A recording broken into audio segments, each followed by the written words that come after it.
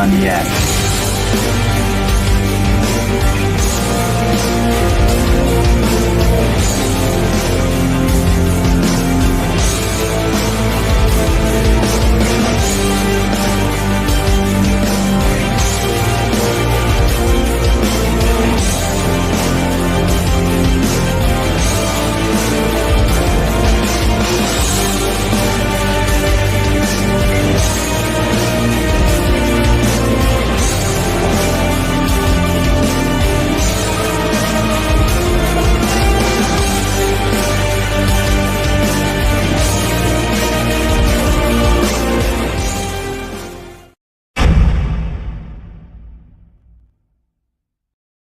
What's up, everybody? How we doing tonight? With me tonight is my brother Tanner from Ghost Hunter Advice. What's up, brother? How you doing? Hey, man, it's been a minute. Well, both literally and figuratively, absolutely. Yeah, right. We were backstage just hanging out, having some fun. And 60 seconds ago. Yeah, pretty much. We got Jonathan Myers from Crossover Paranormal Society. I don't know if you've had a chance to sit down and talk with this guy, brother, but this man right here is freaking he's a great guy. I love him. And he runs out of Parapig Studios. Nice. I love it. But hey, Jonathan, how you doing, brother? Miss you. So tonight, folks, I know I said I wasn't going to start this EMF podcast, the Empowering My Field podcast, until next week, which is true. This is kind of a warm-up. This is a little teaser for you guys to have some fun, to relax. And Tanner, you know me very well, brother. You know that when I get an idea, when something stirs in me, I got to get it out. And I'll tell you, after I don't know if you saw it, but I was on Paranormal Highway with a guy named Eric. After that, I was hooked, and I got the itch back. And that's when this show was, I pulled the trigger for this one, so to speak. And then after my last little live, I was like, I got to go live. And one of the things you and I were talking about during this little break was positivity, overcoming obstacles, and just basically relearning yourself. And I know that sounds weird to some people, because some people are like, what do you mean relearning yourself? Well, we're going to discuss that a little bit tonight. And it's something that really draws me. And I know you are the same way. We are big advocates in mental health. Mental health is something that is very, very important to not just the paranormal field, but everybody in general. But we're going to talk about that tonight. We're also going to talk about what this show, EMF, the Empowering My Field, what it really is about. And I told Tanner he's going to be my little guinea pig for tonight. We're going to have some fun with this one. But it's very, very, very important, folks, that if you haven't already, please share this video out, because somebody needs to hear this. It may not be you, but somebody might. This is a very important video tonight. So I know that was a very, very long-winded introduction. I've been pent up for a while, folks, if you know, so I had to get this out. It was a little, I'm getting back to it. So, but anyway, Tanner, brother, thank you so much for joining me tonight. And how you been? Oh, thanks, man. I've been good. I think 2023 into 2024 was rough for a lot of people. It's been a lot of change. Mm-hmm. I like to talk about things retrospectively. It's always, for me, it's better to talk about things like after I've gone through it. I can pick the lessons out. I mean, Ghost Hunter Advice, the whole the wrong side there. Hey, I was practicing, believe it or not, before my last live. I was sitting there like, okay, Global Ghost Hunt's here, Parapost is over here, this is over here. Okay. Yep. Now it's retrospectively, I can actually make it count. It's not just me like venting online. I can actually say something that could help people that are going through things. Yeah. And it's just picking lessons out of this one has been fun. But there's so much negativity and stuff out there that it's really cool that we're doing this here tonight, and you've got this show going in general to talk about things like we're all ghost hunters, we're all paranormal investigators or paranormal enthusiasts. So yeah, there's that, and obviously a lot of things are going to tie back and circle back to that.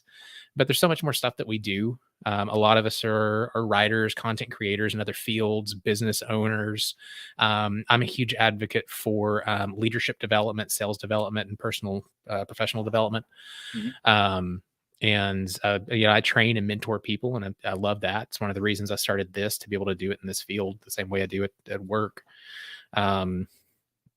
And yeah, no, it's just cool to see the other side of people, because even with the TV shows, like ghost hunting and like the industry of the paranormal is changing. If you notice, Travel Channel and Discovery Plus dropped almost all of the investigation shows, and they went back to the old format of doing the reenactment and the voiceover stuff, the more traditional documentary stuff. I'm a fan of that. I like that. I like those shows. Yeah, but those are gone. If you notice, a lot of people's lives changed. There's a guy I know, David Childers, was talking about getting out of the paranormal. I don't know if he did or not. He did. I know he's planning to make a couple of appearances at some conventions. Good. And I follow Dave, and I'll tell you what, if you ever hear this, I'd love to get you on the show, just to even talk, and hang out and see what makes you tick. Because there's not a lot of people in the paranormal field, and I think, Tanner, you know this, that if you're the popular investigator, I don't want to say I don't have respect for you, but I put you on the back burner. Like, I'll get to you when I have a chance. But David's different. He's a good investigator. I've investigated with him before. He and I were involved with American Ghost Society at the same time. Nice. I don't know if he remembers me. We were at a hotel in Mississippi, in Jackson, Mississippi, doing a bunch of stuff with AGS. And he's a good investigator. Like, he's not just a TV personality. And like when I saw his post, I was like, crap, he's actually a good one.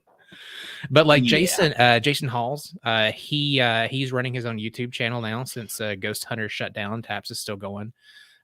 He's doing some pretty cool stuff, and we're seeing more independent creation. So it was like this really scary time for a lot of people who do this for the livelihood. Yeah. But I think a lot of cool stuff's coming out of it, because it's as independent creators like us. So I prefer to do this stuff, the voiceover, the documentary stuff, as far as my content that I produce. But those guys that do the live investigations, I know Jason's doing this cool 360 thing, so you can put on a VR headset and it's like you're there with them, and you have 360-degree view around the team as they're walking around. It's cool. So, Brian, if you're watching, I have some ideas for Global Ghost Hunt. It's pretty cool. Like, I started going through his stuff. It's experimental, but he's got the funds to do it, and he's already got a bunch of sponsors and stuff for that. But I think a lot of really cool stuff is going to happen in the independent space, and it puts Parapost in a really good spot, because they've been operating independently, or we've been operating independently forever. Yeah, we really have. And don't worry, folks.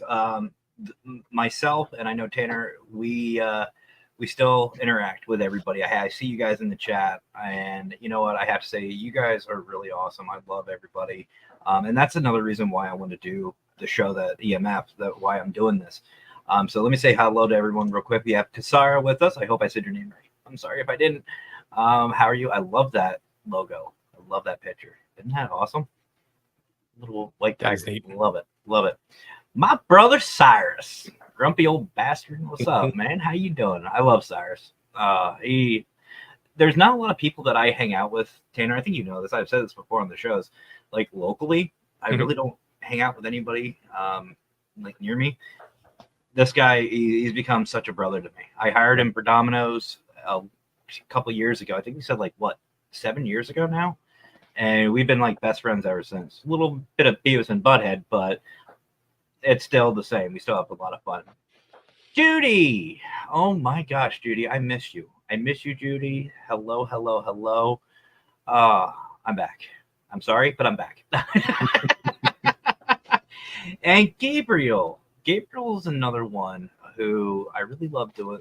Another reason why I wanted to do this show, because we have all these amazing people in our community, and I know with Ghost Hunter Advice it's the same way. We get to know these people online.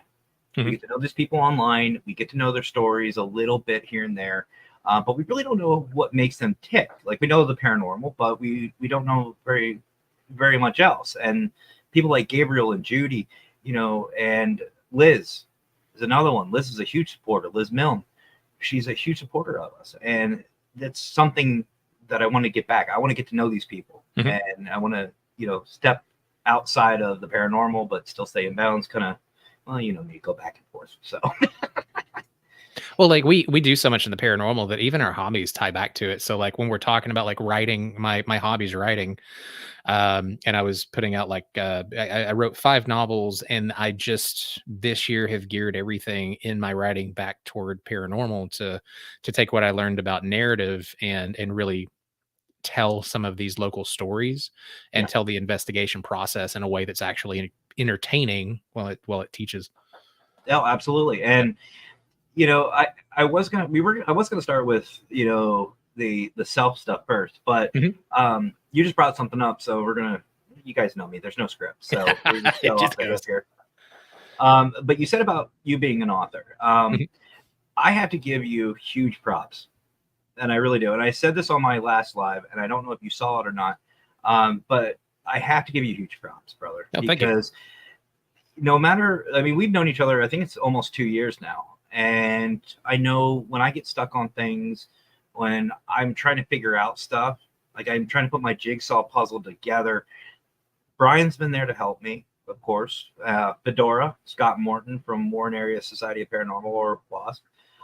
He's been there. He's fedorable. Love him.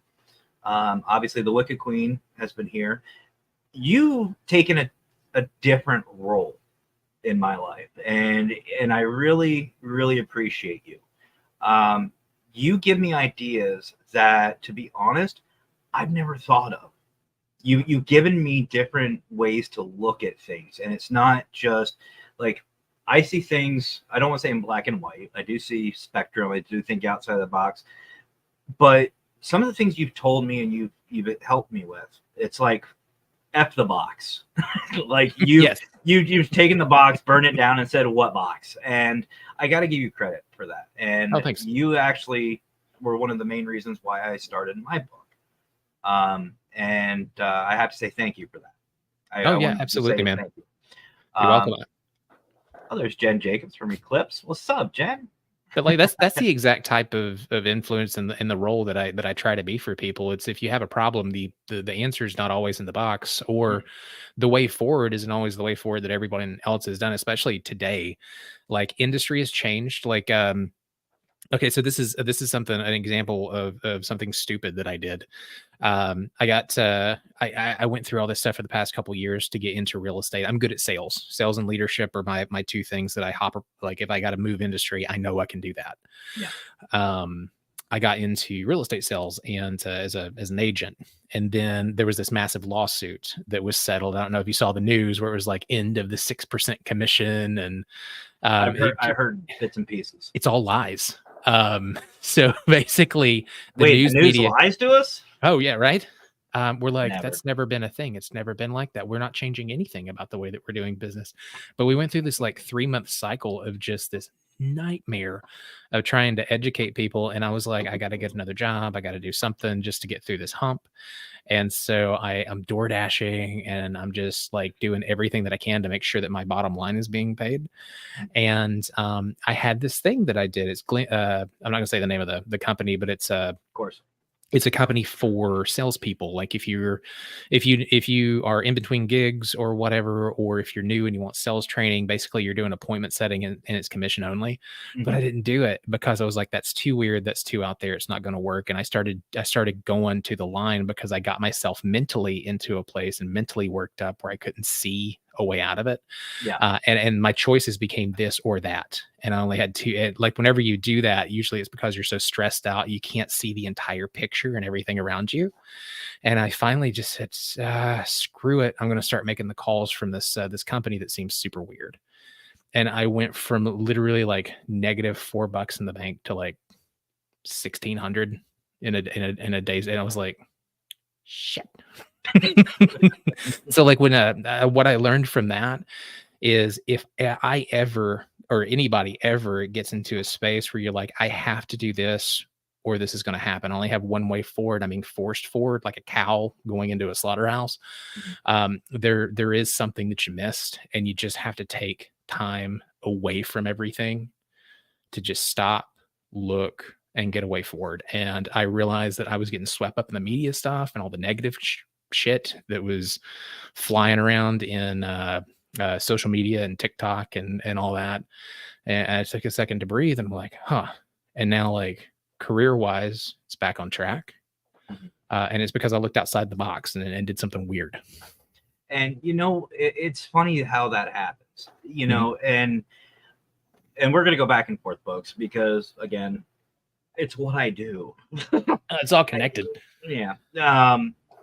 But that's the one of the reasons why I took this little sabbatical. And I don't even want to call it a sabbatical. It's because even though I wasn't doing the shows, I wasn't doing the consultancy, I wasn't doing, my norm, I was still listening.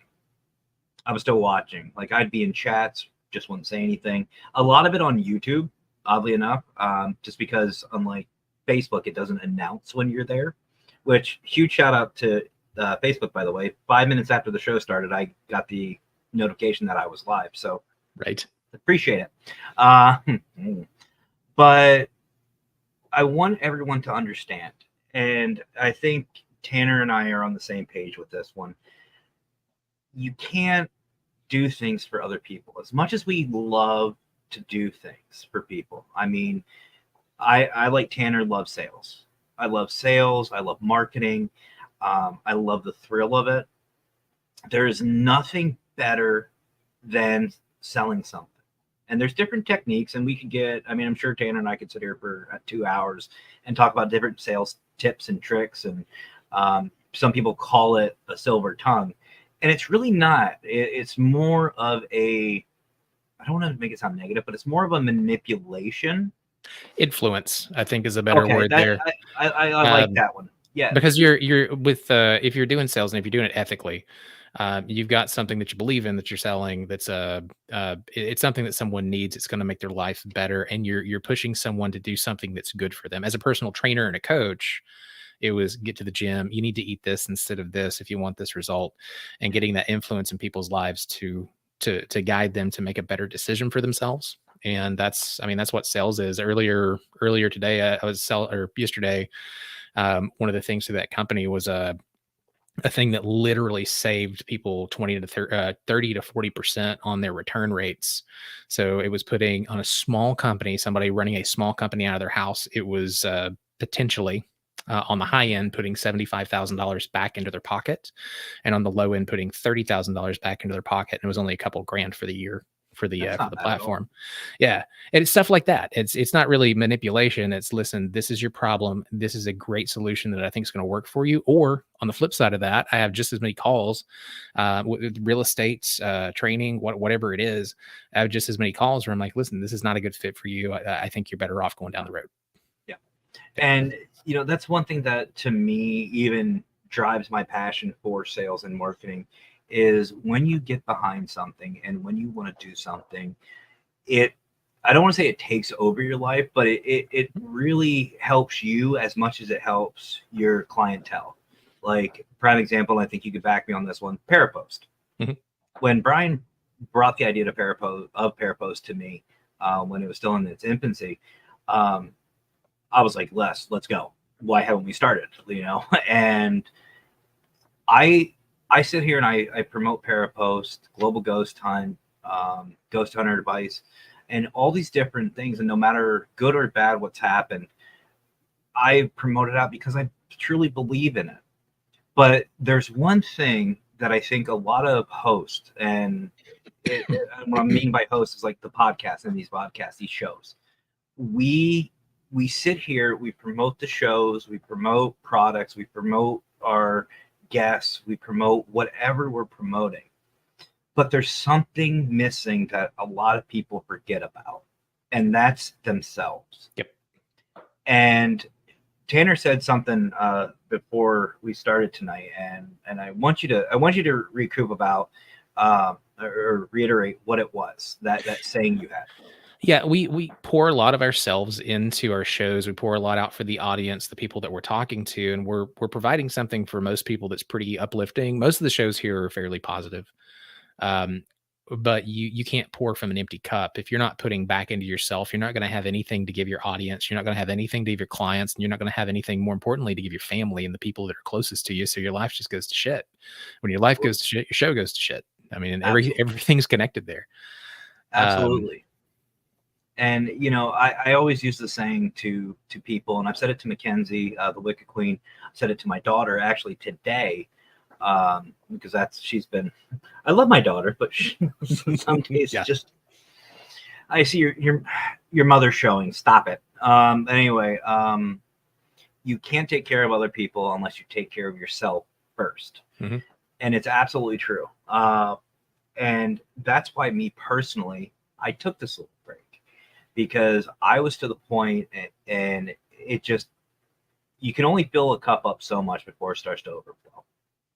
And some of us have bigger cups than others. And I'm not talking anything, I'm saying as a general statement. You can only do so much. And I got to the point, and I'll get a little personal, because I told you folks before, and nothing has changed. There are no secrets with me. I'm an open book, literally and figuratively. You want to know, just ask. And I got to the point of a depressed state that was so bad. Things were not passionate for me. I had no passion whatsoever. Nothing was fulfilling me. And I love my wife to death. I love the Wicked Queen. But I was to a point where even the stuff that I love doing, like Paravid Studios, I mean, Tanner, you've seen when my A game's on, I feel like I do some decent work. I'm not saying I'm a professional, but I enjoy it. I think it's fun. The shows are the same way. And I've told you guys in the chat this before. If I can't give you my 100%, I'm giving you nothing. If I can't be 100%, I'm not going to do the shows. Well, I got to the point where I was just so overwhelmed. I was going through a lot in my personal life. I had a lot going on in my work life. Cyrus, I don't know if he's still in the chat, but he'll tell you, I was not me. I know I made commitments to some people. I do. Do I regret taking the break? I did at first. And I think we've all been there. We've all been there initially. Once you take that step back, you have regret in your feelings. Like you just have that overwhelming sensation of, what did I just do? But that's the big, to me, I don't know about you, Tanner, but to me, that is the biggest hurdle to get over. We are our own biggest critics in more ways than one. And honestly, like, I got to the point where I just didn't care. I didn't care. And I'm not saying I didn't care about you guys, or, I didn't care about, Tanner or Scott, Brian. I see Raymond's in chat. What's up, Raymond? Newsome Paranormal. I just got to a point where I didn't care about Matt. And honestly, folks, I think we've all been there before. And I'm telling you folks this right here and now. Whatever you do in life, do it 100%. Will you succeed? No. But you know what? And I think, Tanner, you'll back me up on this. Some of the best accomplishments are our failures. Yeah, they're the best lessons, definitely. Well, that's where this entire show came from.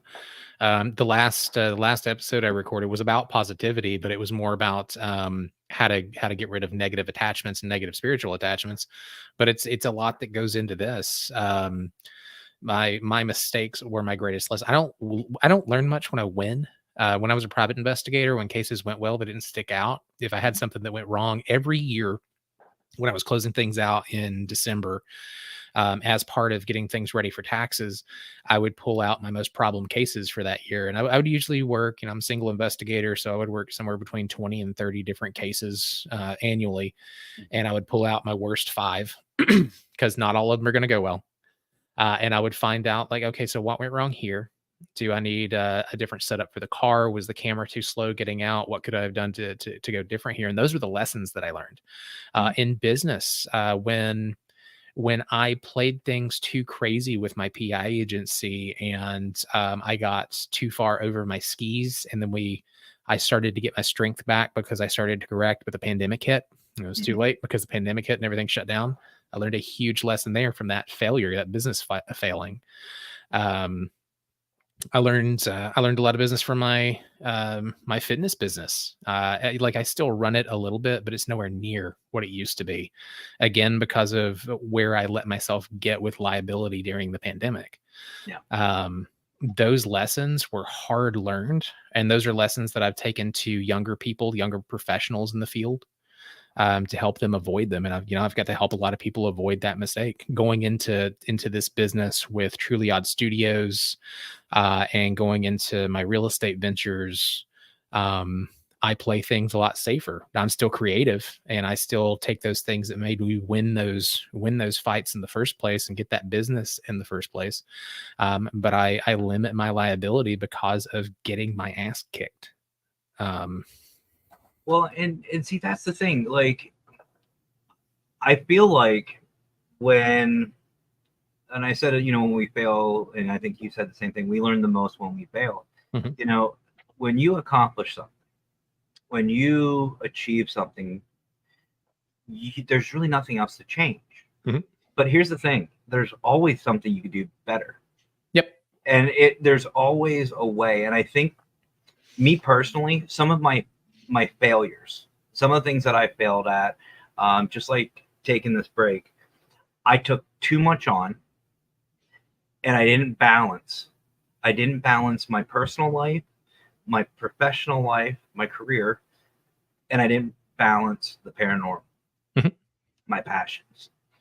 And I got to the point where I just needed to take that step back and, just like you, reevaluate. I reevaluated what I was doing, how I was doing it, what was making me succeed, what was making me fail. And the things that we succeed in, like, for example, doing these shows. Tanner, you are very well spoken. You have a Thank you. great vocabulary, you're very intelligent, and you can hold a really great conversation. Thank you. Me, I'm kind of off the hip, have fun. You never know what's going to come out of my mouth. I don't even know what's going to come out of my mouth. We can come up with a game plan, but halfway through, it's like, yeah, F that. But I think that's why you and I connect very well, is because we can speak very well. We can listen, we can interact, we can go off the hip. And when stuff like that happens and it works, when something works, it just becomes second nature. So to me, that's already a check in the box. It's already done. So what I want to do, and what I like to do, and what I've started doing, is I go back, just like you, to your old cases. I go looking at some of these other shows. What shows weren't getting the most views? What shows weren't getting shared out? Which ones did I really sit back and go, you know what? This could have went better. And the number one thing I found is it didn't matter. It didn't matter. And the reason why, because it already happened. Yep. So for me, working off script and doing this new show, EMF, that is something that, again, I've got a passion about. But at the same time, I want to look deeper into our audience and into our community. We all know how much passion we all have for the paranormal. Like Raymond. Raymond has a great passion for the paranormal, just not a flashlight, because you never see them when he's out investigating. Had to get a shot in. And we all start to know what everybody likes and how they investigate, stuff like that. But what really comes down to it is we don't know what makes each other tick. We don't know what other things makes this person unique. And like Jonathan Myers, he was in chat earlier. I don't know if he's still here or not. I hope he is. He loves baseball cards. He collects them.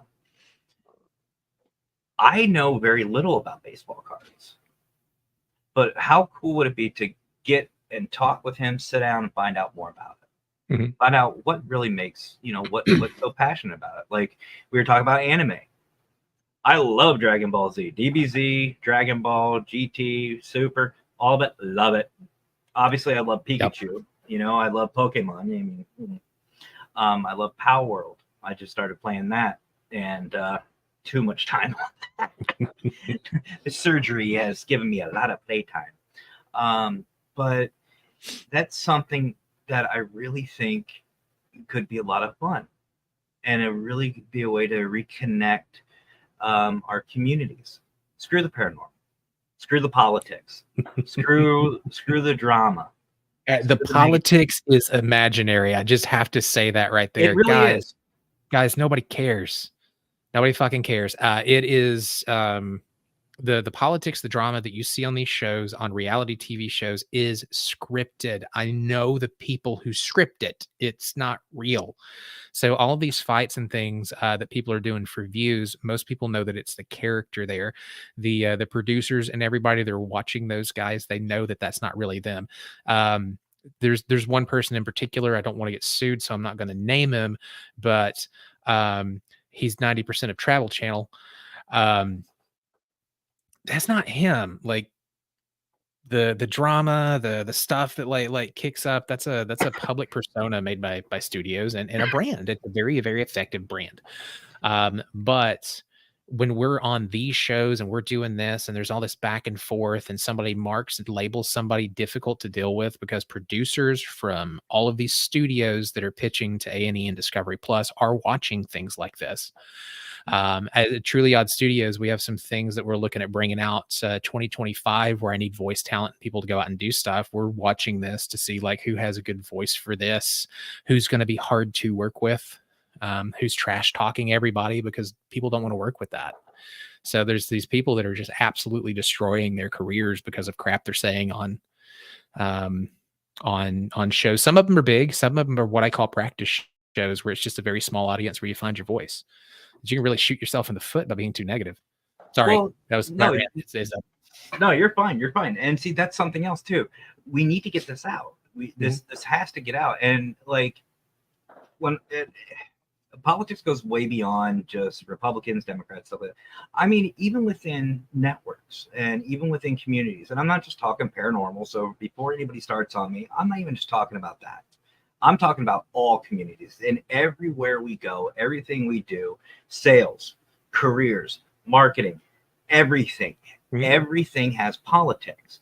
And what's really sad is some of the things that people put out there as different, actually, we have the same. We have the same mentality. It's the same thought process. Or it's just straight up ignorance. And I'm not saying ignorant as the negative. I'm saying you don't know. You don't have all the facts. We've said before, there's side A, side B, and then the actual truth. There's three sides to everything. And, even as a private investigator, same thing. You're being told one thing by one party. The next party comes in, says something completely different, and come to find out it's a mix of both. And that's the truth. That's why we have an adversarial system, so that you can find the truth, and that theoretically that's how it's supposed to work anyway. No, again, politics, but like even, and I don't want to get too deep into politics, but even the Republicans and Democrats. Let's talk about that for a second. It's election time. Everyone's campaigning, and which, by the way, a little tangent. I don't know if you probably have, but outside of the New York courthouse, there was that gentleman who set himself on fire. I don't know if you saw about that. Yeah, right outside of the courthouse where Trump was on trial, which, by the way, that is just, I'm not going to get into that. But anyway, he, I guess, threw some pamphlets or some kind of material all over the courtyard area or over by the park area, and then basically lit himself on fire as a protest. Number one, dumb. Your point's not being made. You're just being a spectacle. If you really want to make your voice heard, do something productive, not destructive. But that being said, I did hear he is in critical condition. So even though he did do what he did, I do hope that he is okay. I hope he and everybody that was hurt at that time, I hope they come out okay. I hope everybody heals quickly. And, it's stuff like that that just bothers me. that that you feel like you have to go to that extreme. Mhm. Regardless, I don't care whether you're a Democrat, Republican. I think of myself as a realist. I don't care if you're Democrat, Republican, Trump, Biden, whatever. But me personally, just like with politics, in the paranormal and everything else, we all have theories, which is right, but we all have opinions, and everybody's opinion is correct. I want to say that again so you guys actually hear me. Everyone's opinion is correct. And what I mean is, if like Tanner might like something about, let's go Dragon Ball, talk about DBZ real quick. You may say the greatest character in there is Vegeta. I may sit there and say, no, it's Goku. Fact remains, we still like Dragon Ball. The fact is, it's Piccolo, but there's a Well, no, there's and what you're saying it's here, like, Yamcha. the thing is that Krillin. opinion, yeah, right. we treat opinions like they're facts, and they're not. Yeah. And that's where a lot of this stuff has come from in the divide. You and I are on complete polar opposites on a lot of politics, but we're not at each other's, and we're friends. You don't have to go after everybody's opinion that's different than yours.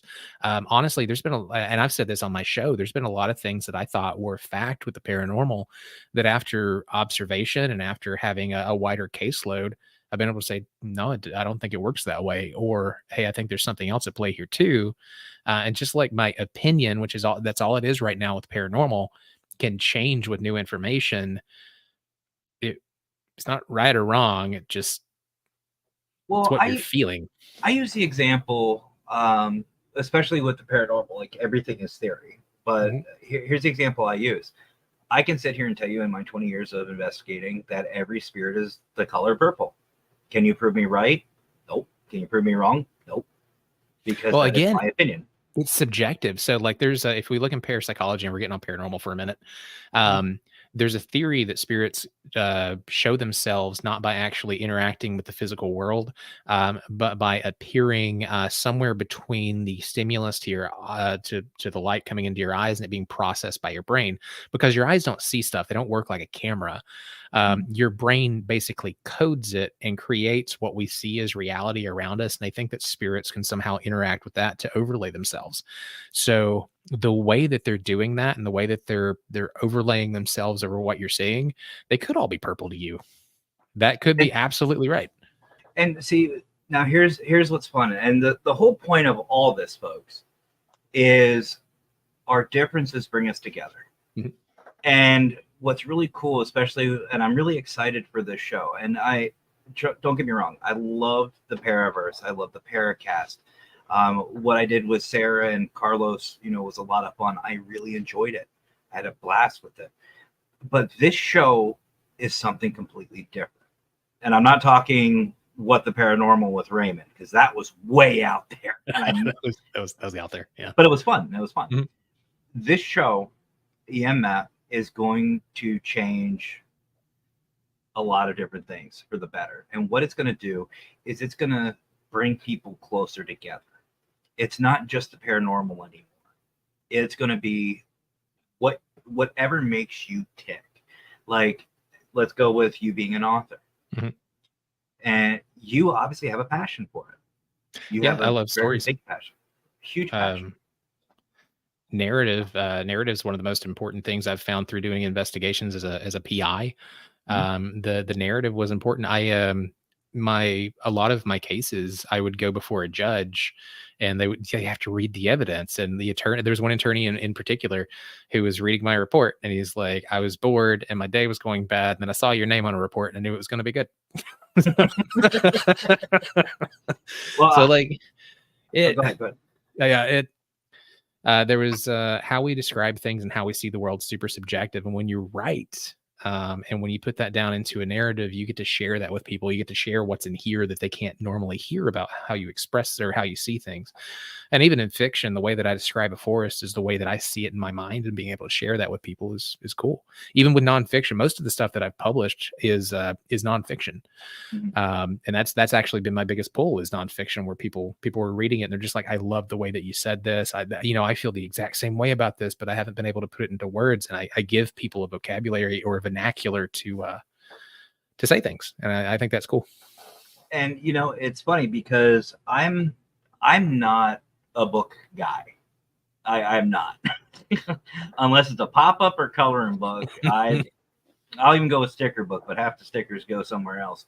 But I'm not a book guy. But, and I said this earlier, but you were the reason that I pulled the trigger on my book. And it's when we have a passion for something, it brings us together in more ways than what you would expect. And which is another reason why I want to do this show, because when you told me you were an author, and I have read some of the things you've written, whether it's from GHA or whether it's from whatever, I got hooked. I was like, I really wish I could do this. And then, believe it or not, Raymond is an author too. Raymond, he's got a few books out, and Raymond's really good. And the one thing that I've always been taught, and I think you even said this to me, write something that you're passionate about. Write something whether it's right or wrong, write about it.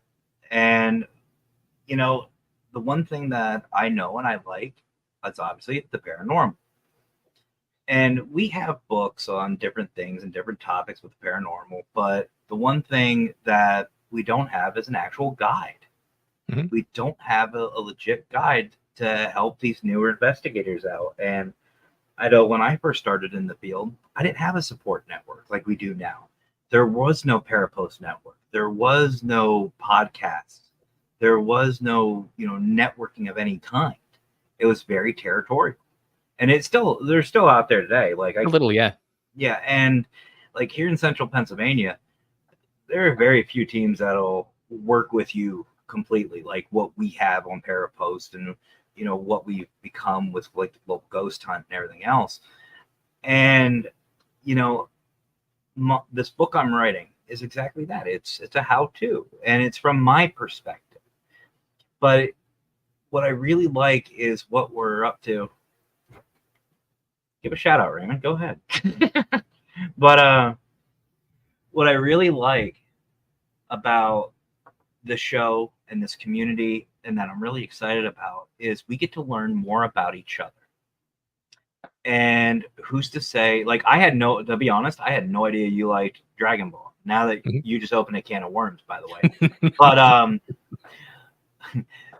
But what I really like is we get to learn more about each other.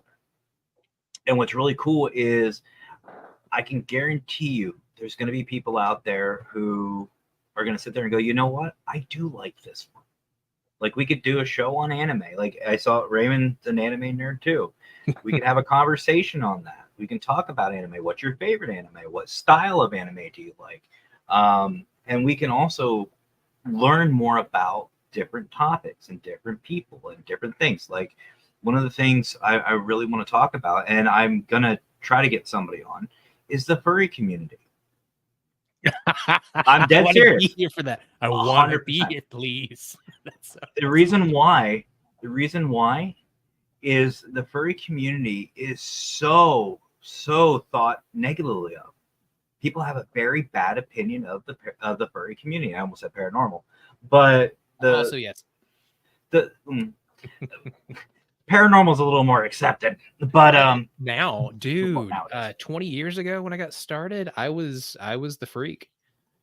I still am. I got a really good. I've got a good story for that, but I don't want to interrupt your role. No. But no, like, not a lot of people understand the positive things that the furry community provides for people.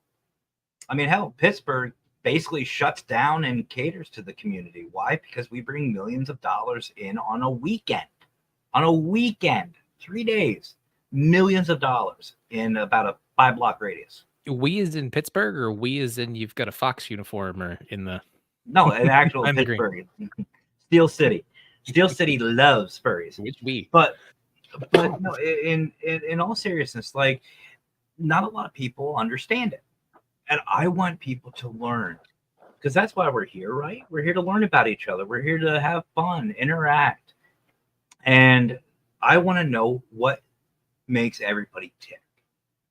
What are some things that you like to do that's not just paranormal? I'm going to talk paranormal, obviously. I mean, I'm the paranormal consultant. Of course, we're going to talk paranormal, but it's okay to talk about anything. Fishing, mechanics. I don't know if I've said anything before, but I'm looking into getting getting a motorcycle or a Nice. moped or something like that. Like, I just think it'd be more beneficial and cost efficient for me. Like, that's something I'm starting to, one of my interests I'm looking into. I'm studying up for. So I'm not just gonna, just go and just start, because I know really nothing. I'll give you an opinion. So I rode for forever. I really, my whole family were into Harleys. I ended up going more with it was a Suzuki, not a crotch rocket. It was a Suzuki. It was their C series. It was their cruisers. But their Metros, they're beautiful. They're fantastic. They're half the price of a Harley Davidson and just as fun to ride. But if you do go with a Harley your size, do like a 1200 night train Sportster to start off with. Wonderful bikes, lots of power, fast, kind of rugged looking, Mad Max-ish. See, I've always been a sport type of guy. So really? I was thinking maybe a Ninja 400 or something on the smaller side. A 400's a cool. 800 I think is going to be probably your sweet spot. Just from your size. How tall are you? 5'10". 5'10". Okay, yeah, a Ninja might do it. I was always more comfortable on the 800s. It's enough power to get you out of a situation if something's going on the highway, and it feels good. The 400s are a little bit too soft, but I really like the Suzuki. It was their Metro series, and they have an 800 in the Metro that's nice. It is sexy, and it's just a very sleek, beautiful bike. If I get another one, it'll probably be that. See, I was in all my research, I was like, I'm kind of pulling towards the 400, or even like maybe a moped, just to get me started, because I don't have any experience, and the little experience I do have has been years, so I just look at it as I have none. I just want something to get me to and from work, which is about a 2-mile commute one way, and it's not even highway; it's just streets, just inner city or inner town type stuff. So just something to cruise on, or if it's a nice day out, just go and just scoot around. And I figured start off something small, just work my way up. And that's something that I want to talk to the community about. Like, again, I just learned something about you. I didn't know you rode.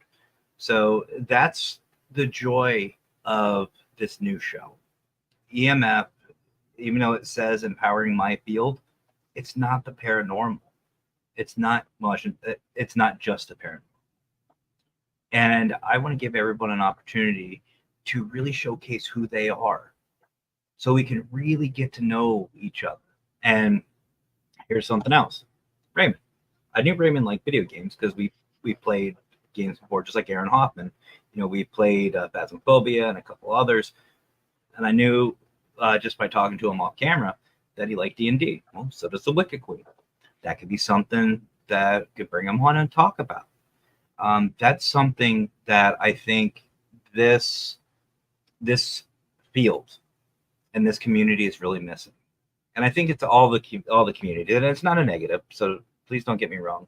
And absolutely, Raymond. And that's something too that I personally love to do. I love research. I love creating content. And again, it's the passion we have. And I want to get to know everybody in our communities in a more, I don't want to say intimate way, but more in depth. And it's good for that. Well, it costs money, and I have to pay people to watch mine. But anyway, wait, what? Oh, that's all right. Well, this is not like it's live or anything. Well, that's the reason that audio and podcasting specifically is so powerful right now, is because of the connection. I did, if you go back to, I think it was either March or February, I did a breakdown of a study that was done by this massive media group that found that podcasters have more influence and connection in the everyday lives of the population than A-list celebrities, politicians, and I don't think religious figures were in there, but if they were, I think we'd beat them too. Hmm. Just because you're spending right now 50 minutes with us so far, while we're talking about just our day-to-day lives. People start to feel like we're friends, and you know what, I feel that way about my listeners. This is the whole reason I did my website that has that little button at the bottom that people can press to ask questions, because I want to hear other people's voices.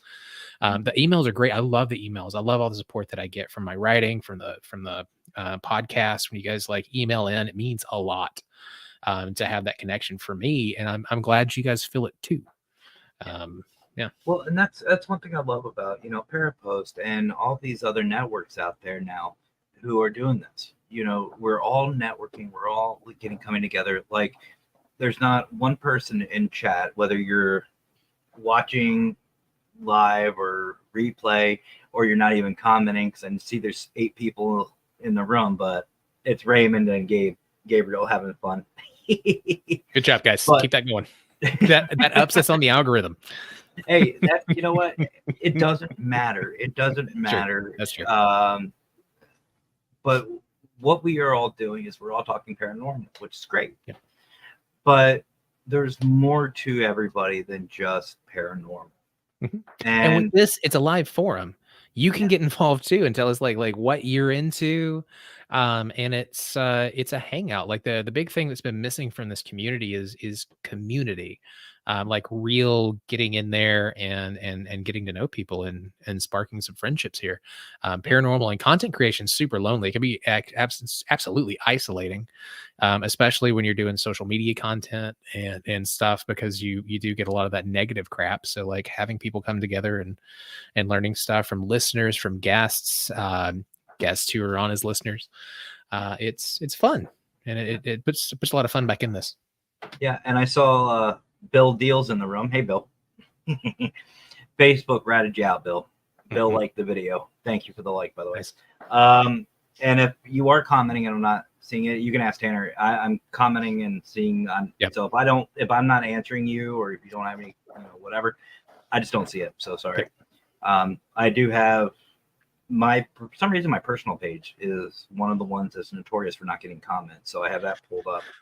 Facebook has been doing a lot of stuff to try to help their security, but it's been nightmares for a lot of third-party things. Like I used to do social media management for a very large company. He was a big sales coach, business guru type guy, and I managed his social media. And the third-party integrations used to work great, but everything would get hacked. His did not. A lot of other guys did. But so it's good and bad. Yeah. Well, there he is. See, I knew you were there, Bill. Yeah. There you are. Raven wants to know what the flavor is tonight for you. Oh, it's a really cheap Mont Blanc, invisible label. There you go. Actually, I just it's Inventa. Ooh. See, I just redid my studio today, thanks to my daughter. As part of her punishment for being bad, she came over and helped me clean, because I'm not supposed to be lifting or bending and stuff like that. And I told Tanner earlier, I was actually in the emergency room this morning, had some internal bleeding issues, so yay. But anyway, part of the cleaning process was I got all my wine bottles and all my cool alcohol bottles, and they're just up there chilling right now. And I didn't realize, but I still have some of my sweet tea vodka left. It doesn't mix well with Oxy, so I'm not going to drink it, but I'll just stick to my energy. Oh, I still got to send you a bottle of Chattanooga whiskey. Yeah, I'm still waiting. But Tennessee's only high malt whiskey. It's one of the best things I have ever tasted. The 111 is awesome. Not a sponsor, but I will rep you for booze. See, this is called, what is it? Firefly Low Country Sweet Tea. So I don't know. I found it. I really like the show Firefly. You remember that show? The Nathan. Yeah. Anyway, so I saw the label and I saw the sweet tea, and I was like, maybe if I freeze some like lemon juice and use it as, instead of an ice cube, just use the lemon juice, it would taste pretty good. And it's delicious. But I also have some Gentleman Jack that's just up there sitting. But oh, nice. Yeah. It's not a proper night, so no gentleman tonight. But no, and that's something that I really want for this community is I want us all to come together. And what some people may not know is you may have other people in this community who have the same, interest, and you guys can talk about it. And that's what I want. I want to be able to give everyone an opportunity to learn about each other and learn some new things, and even have me learn about some things. That's the whole point of this show, guys. And I just want you guys to know that everybody is welcome to come on. It doesn't matter to me. This is an open invitation. And honestly, this show is going to combine the Paraverse, the paranormal gaming. It's going to combine everything. Oh, I was like, wait, what? Yeah, 3 just popped out. I have no idea, dude. Are you going out to 3 channels? I meant to do that as a answer to Raymond's. I'm on. He won't see it. He's on Facebook. Yeah. There you go. But there I'm actually on 3 Facebook and 3 YouTubes. Nice. Yeah. So I'm on my personal one. I'm Gabriel. It's him. Yes. But still welcome. But no, like that's something that I really want for this community. And there are a lot of amazing shows. A lot of amazing shows out there. Ghost Hunter Advice, yours of course. Through the Lens, Talking with the Source, a bunch of amazing shows. I think it's time that we have a show about literally everything. And it's whatever everybody wants to talk about. And if nobody wants to talk about it, there's no guest, I'll do some gaming.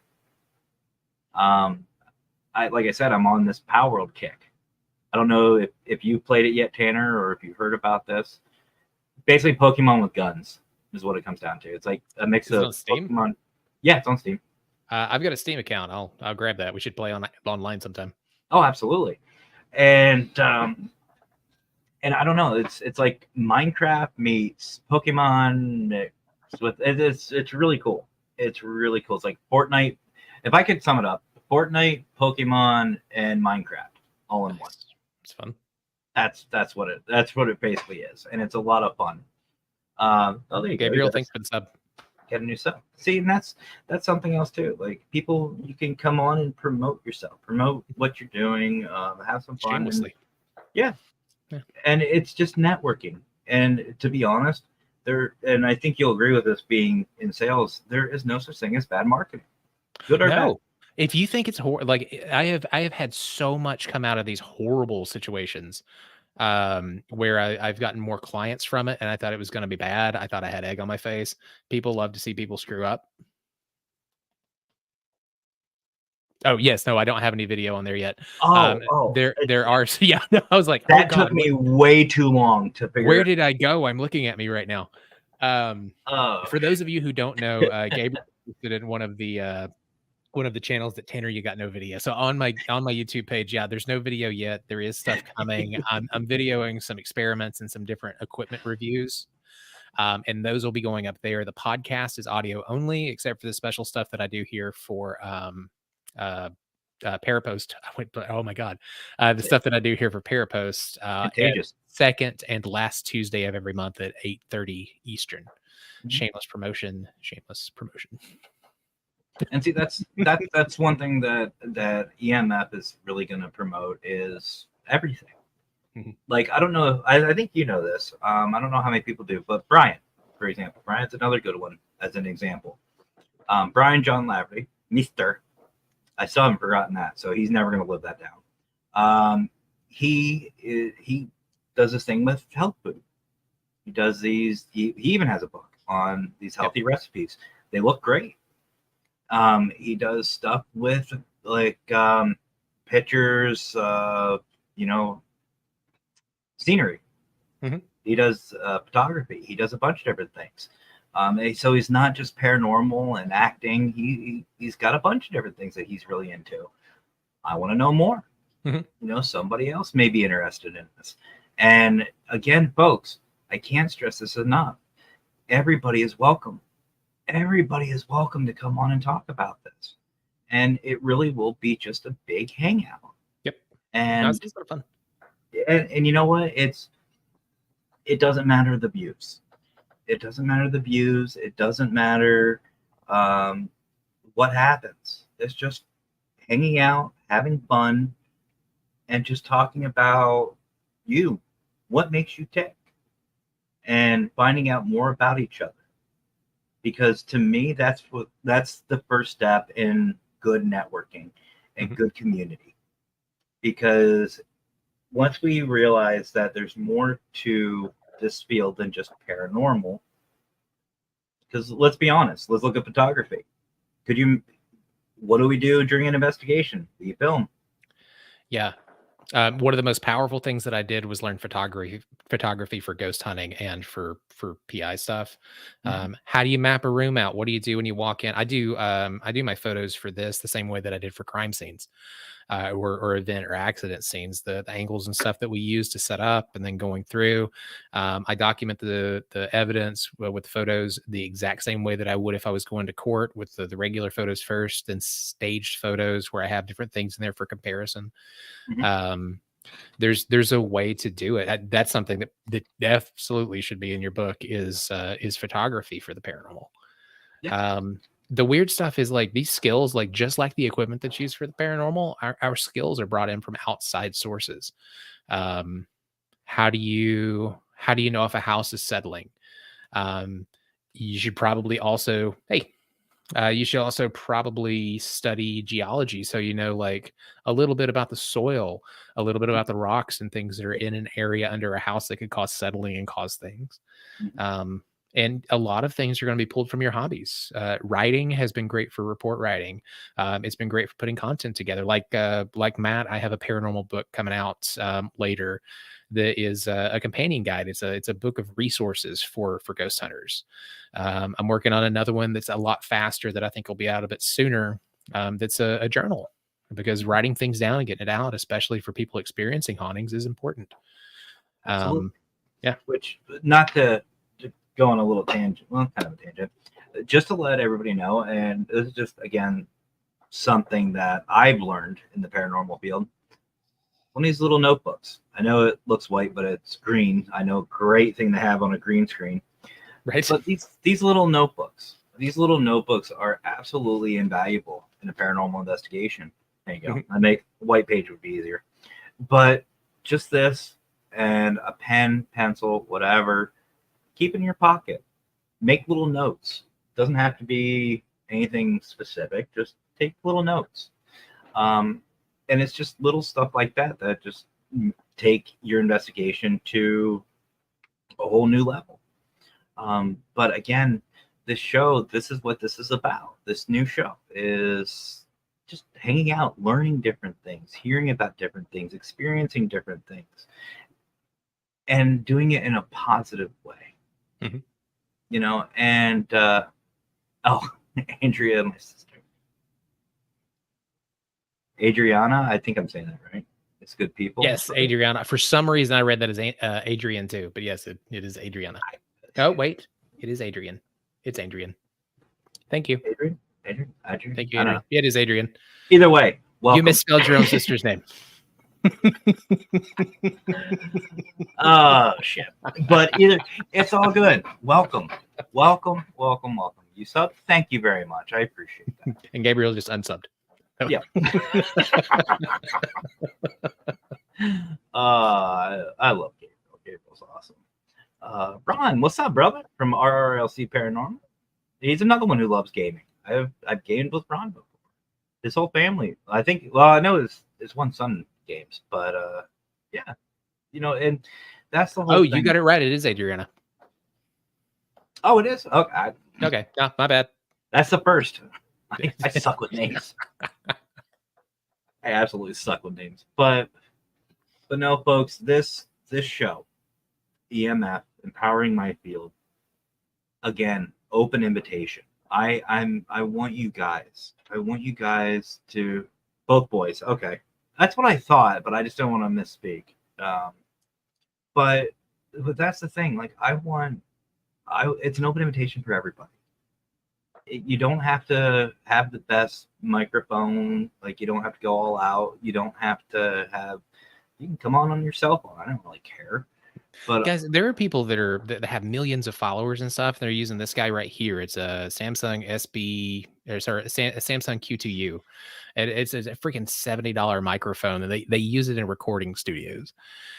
You don't have to spend a whole lot. Now they've got $1,000 microphones, and you sound incredible on those. There's a difference between this and a Rodecaster or a Shure SB7 for sure, with what it picks up in the vocal range, but it gets you going. see, and that's one thing that I love the snowball. You know, that was my first one. You know, here's the thing. I know Fedora had one. Scott had one. I don't know if he still uses it or not. That did sound good, but to me, it wasn't my thing. Like, I've gone through so many microphones. It's just, I like this one. This is just a P9 or P5, or however you say it. It's just a little one, the one I just got off of Amazon. Everybody says it sounds just fine. Yeah, I just like it because it's got pretty lights. Like, I have, like, Mackenzie has one, and I have one hanging up top here that's just sitting there chilling. But no, it's just a matter of what do you think? What do you think? What works for you? What do you enjoy using? And even like electronics, again, it's something that this new show we can talk about. Mm-hmm. And I just can't stress it enough, folks, on this new show, how much fun this is going to be. And I don't want anyone to sit there and think, well, I can't be on your show because I don't have a good camera, or I don't have a good microphone, or you can go for a drive. If you're driving, your passion is driving, go for a drive. Well, you have service, but like motorcycles, well, go on a motorcycle. Let's have some fun. Let's see what you do. Fishing, kayaking, baseball, whatever you think, or whatever your passion is, I want to know about it. And I want to bring us together. And I'm gonna put my email here in chat. And if you are interested, all you have to do is shoot me an email. Let me know. This is what you want to be a part of this new show, and we can set up a time. I do have somebody already set up for the initial episode.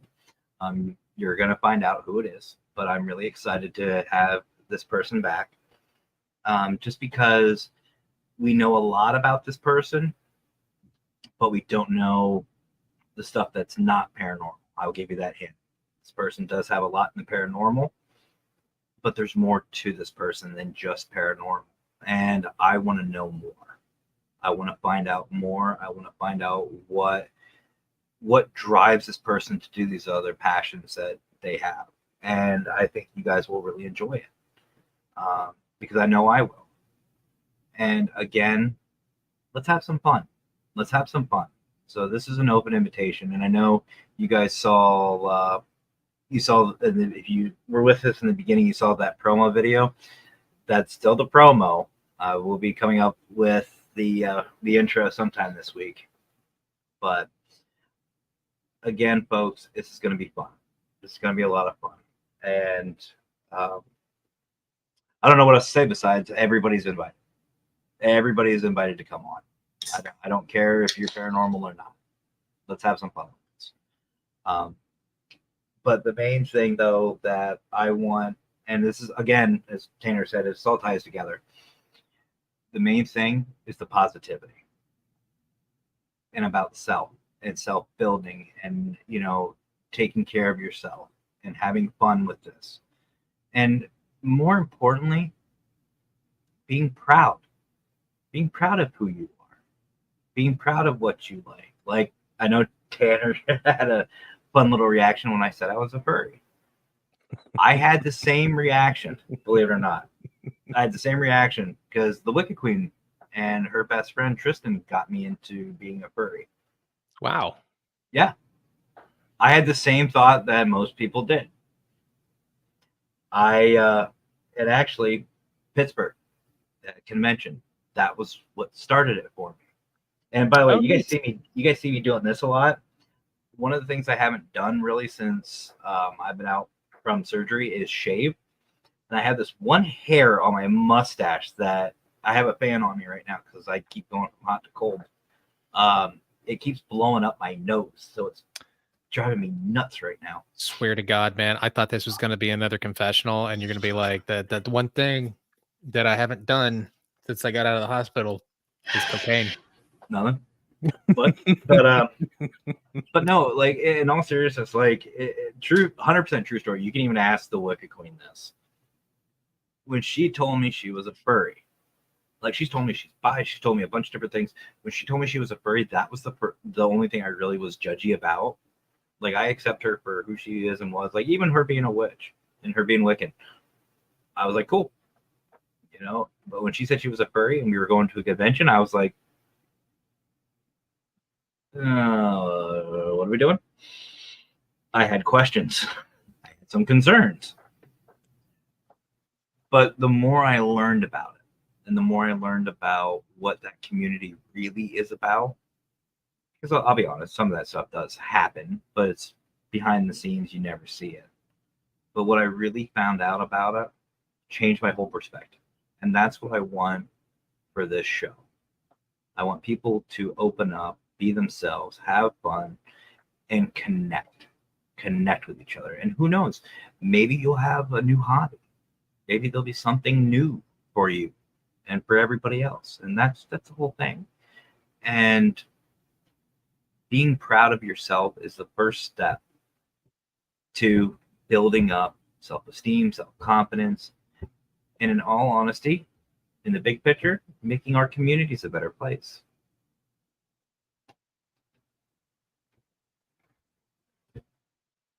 Long-winded, I know, but Nah, man, you're good.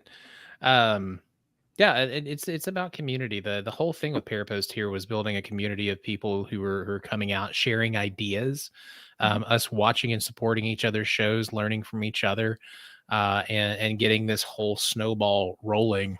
And that just adds another layer to it because we're getting away from paranormal. We're talking about careers. We're talking about interests. We're talking about what drives people. We're talking about furry culture. We're talking about we're talking about things that are interesting outside of this. It's let's be the paranormal Joe Rogan. that may be an idea. It's got But get a big Alpha Brain logo on the. when I have the funds for it, Yeah. I would love to do Minecraft in VR. I think that'd be a lot of fun. But no, folks, it's very simple. The premise is very easy, and again, you guys as a whole community, Tanner up, obviously you included, everybody on Parapost, everybody in the community who watched my shows throughout the years, the Liz's, the Gabriels, Raymonds, all of you people. You guys have been such a huge support in everything I've done, and thank you doesn't even begin to cover the amount of appreciation and love and respect I have for you all. And honestly, I wanted to do something to give back. You guys have shown me the utmost support, and you give each other the utmost support. I will admit that everybody on Parapost is so fun and so positive and so supportive of each other. And it's not just Parapost. There are other networks out there. I say it's time to bring us all together. Bring all the networks together. Let's have some fun with this. And let's celebrate what makes us us. And the only way I feel that we can do this is by opening up and learning about each other. This is my way of giving back. This show is the only way right now I can even think about how to say thank you. You guys hear me talk a lot. You guys have seen a lot of my ideas, good and bad. You've seen a lot of the growth with each other. Now it's time. It's time to showcase you. Enough of the consult. Enough of just the paranormal. let's really find out who each other is. Let's really bring our community together. And again, you never know. We don't know who's watching and who may sit there and go, you know what? Like, let's say, like, I know Raymond was talking about D&D. A lot of people may go, oh, well, D&D, well, I don't really like that, or I don't even know, it sounds complicated. Maybe there's somebody there, maybe you'll learn about it, have some fun, and get into it. For D&D, there might be somebody that hears you talking about it, and they're like, I like that guy's presence on the microphone. The number one, it might be down to number 2 now, but the number one for a long time, monetizing podcast type or genre was Dungeons and Dragons. People playing it, recording the sessions, editing it, and putting it out as podcast episodes for their campaigns. No kidding. Yeah, and that, I mean, serious money. 7 to 9 figures from a podcast annually for those. It's ridiculous. That is ridiculous. See, Gabriel remembered. Yeah, you know what? That's one thing I love is every time I say I have an idea, everybody's reaction has been the same. Like, it's like shit. But no, that's really interesting. Like, yeah. I know the Wicked Queen loves D&D. Like, she's been looking to play. She just really doesn't have anybody. But I'd love to do it, but it's a lot of editing. Like, what you do your campaign, but you're looking at to do a 30-minute podcast right now for Ghost Hunter Advice. Mm-hmm. I upgrade my editing software. It's about 2.5, 3 hours of editing on the back end to get that show together to where it's mastered and high quality. You're looking at like 1.5 hour long episodes. And if you do a campaign, that one campaign's your entire season. And it's a ton. A lot of those guys ended up having to hire like third-party editing companies to do it. See, they got the funds for it. Well, see, and that's the thing. Like, even with the paranormal, excuse me, like you guys have seen me go out, and you've seen the Wicked Queen. We've gone out to like the USS North Carolina, Penhurst, a couple other places, and I just like doing the lives. Mm-hmm. Because just like you said with the editing, I just didn't have time, and I still don't. I still don't have time to just sit down and just get it done. Like, I do my videos for Paravid Studios, which, by the way, folks, that is open, that is running. If you want to, an intro, outro, promo, whatever, just let me know. But like, I just don't have the time. And to be honest with you, one of the biggest things, and I know you've seen it, and again, folks, we're going back and forth to the paranormal, but again, it all ties in. One of the things that a lot of people put down with the field is the fake evidence. Mm-hmm. And people say, oh, well, it's edited, it's this, it's that. That's why I do my lives. That's why I love doing lives, because it's not edited. It's right there for you. It's not staged. If there's a bang, a noise, whatever, when I go check it out, there's nothing there. There's nothing there. See, that's why I've always said it doesn't matter if you get an EVP. It doesn't matter if you get a video. It doesn't matter what, and I call it dramatic evidence. When you get that video or something of an exposure, nobody's going to believe it. It doesn't matter if it's real or not, because especially with AI now, it's too easy to fix. It's too easy to fake. The only real way that people are going to believe what you're saying is if they're there when you see it and they see it too. Which is why I've gotten more into experiences. I used to early on, I brought people out in the field with me. I had some guys early on, they're like, oh, it's so stupid. And I'm like, all right, come out with me. An entire high school baseball team came out with me, and I do this alone.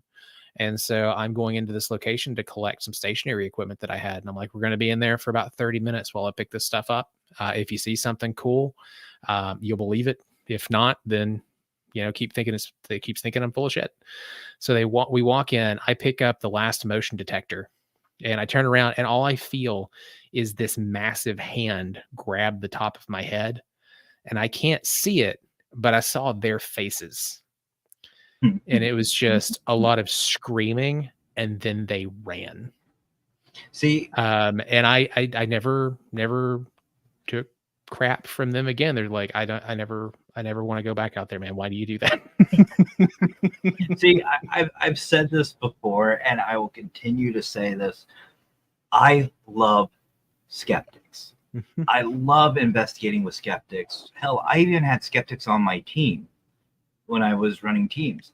The problem with skeptics is they can only be skeptics for so long. And I'm not talking about the balanced ones, because that's me. I'm it's got to be something. You got to debunk it. You got to do your due diligence. It's probably this.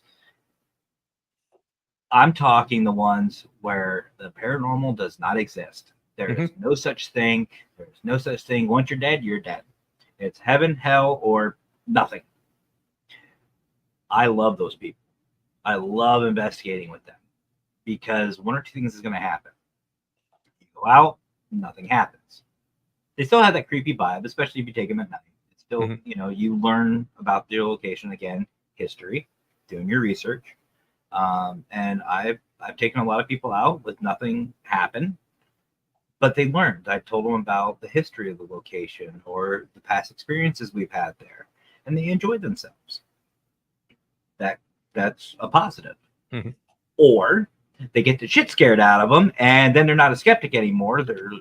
They run or scream or do whatever, and they're not too skeptical anymore. Yep. And that was one of it was like 11 dudes. I was like, so all y'all saw that because all y'all took off running. I had this one black guy on my team. He was trying out. He was interviewing, and again, I just want to it's bad I have to say this, but I don't care what color you are. Anybody can be on a paranormal team. Just saying. But I had this black kid actually come out, 19 years old. And he said he could handle it. Nothing scares him. He just wants to prove us wrong. He wants to prove that it does not exist. He wants to be the voice of reason, blah, blah, blah. Part of the interview process, it was a 3-step process. The first step was a phone interview. Talk to him on the phone, talk to him a little bit, get to know his background, why he wants to be a part of it, blah, blah, blah. The second was a face-to-face interview, get to meet him, public location, just see how the vibe is, see if they would even connect with the team. And the third step was actually coming out and investigating. And when you do that third interview, the team voted to whether this person would come on board or not. And not as a negative, just, will they click? Because we all know if you've investigated in a team setting, you have to trust the people you're with. You have SWAT and Bomb Squad do the same thing. It's your last interview is a panel interview with everybody because you have to like each other. Yeah, like you come together as a unit and a family, and if you don't, then there's no reason. Well, you have to trust. You have to trust each other. And anyway, so this kid comes out, and I'll never forget. It was in Old Town, San Diego. It was a beautiful area, a lot of great activity. He comes out, got along with everybody. We all had a great time until we were sitting and we were investigating, doing our thing. And just like one of the reports, I know it sounds cliche, folks, but it happened. Those blood-curdling screams, the random ones that happen with nobody around, we all know, well, that was part of the reports. And sometimes we caught it, sometimes we didn't. Well, the one area we were at, it happened right next to us. Nobody was around, just the team. We were all just hanging out. It happened, and all I heard, and I'm quoting, so don't get on me. He goes, "Oh, hell no, fuck this shit," and he took off. Where this dude was standing was just a blank space and a trail of dust. Yep. Wouldn't answer my phone calls, wouldn't answer a text message. Never heard from him again. Oh my God. There's a conversation I have whenever somebody's new and they're coming out. And this is a reason that I don't do teams anymore. And I'm by myself. I have a couple of people that I trust when I need assistance to come out. But like, I have to have the conversation. Don't run. I want your reaction and I want to drill this into you. Mm-hmm. Do not run. The times when people are killed by ghosts or injured or break their nose or get hurt or fall through a floor or get into a bad situation, it's when they freak out and run during an investigation because something scares them. You hurt yourself. They can't do anything to most of the time. They can't do anything to you. So your fight or flight should be a quick breath, think about it, and then try to find out what it was. Yep. But just don't move. Don't move. Well, one of the first lessons, and again, folks, this all ties together. So, because I know we're kind of getting a little off topic of what the whole point of the show is, but my show. Well, I mean, like it's what we do. It's gonna come up. But one of the first lessons that I teach every new investigator is I set them down in a room, whether it's home or whatever. It has to be at home, but we're sitting there in like a living room, right? And you say, okay, I want you to look around the room. Look around the room, take notes of everything. Where is this at? Where's that at? What smells do you smell? Sights do you see? What are you hearing? And they do. They sit there and look around. I go, okay. Then I turn the lights off. Obviously, it has to be at night. And I ask, what changed? I'm like, well, I can't see. What else has changed? Well, nothing. Exactly. The only thing that changes at night is the fact that we can't freaking see. And if you investigate with Raymond, you definitely can't see because you don't use flashlights. Another shot. Yep, I had to. Love you, Raymond. But that is the only thing that changes, is the fact that we can't see. I'm gonna just go ahead and say it I've never understood the investigating in the dark. Like I did it for a little while, and it was popularized by television, but until it was a thing on TV, like a couple guys would do it sometimes for specific experiments. Mm-hmm. But I don't turn the lights off because if I do have an apparition, I can't see it with the lights off. I can't have an experience with the lights off. And with sensory deprivation actually leads to hallucination. You're actually increasing the chances of a hallucination during an investigation by turning the lights off. So that's one of those things.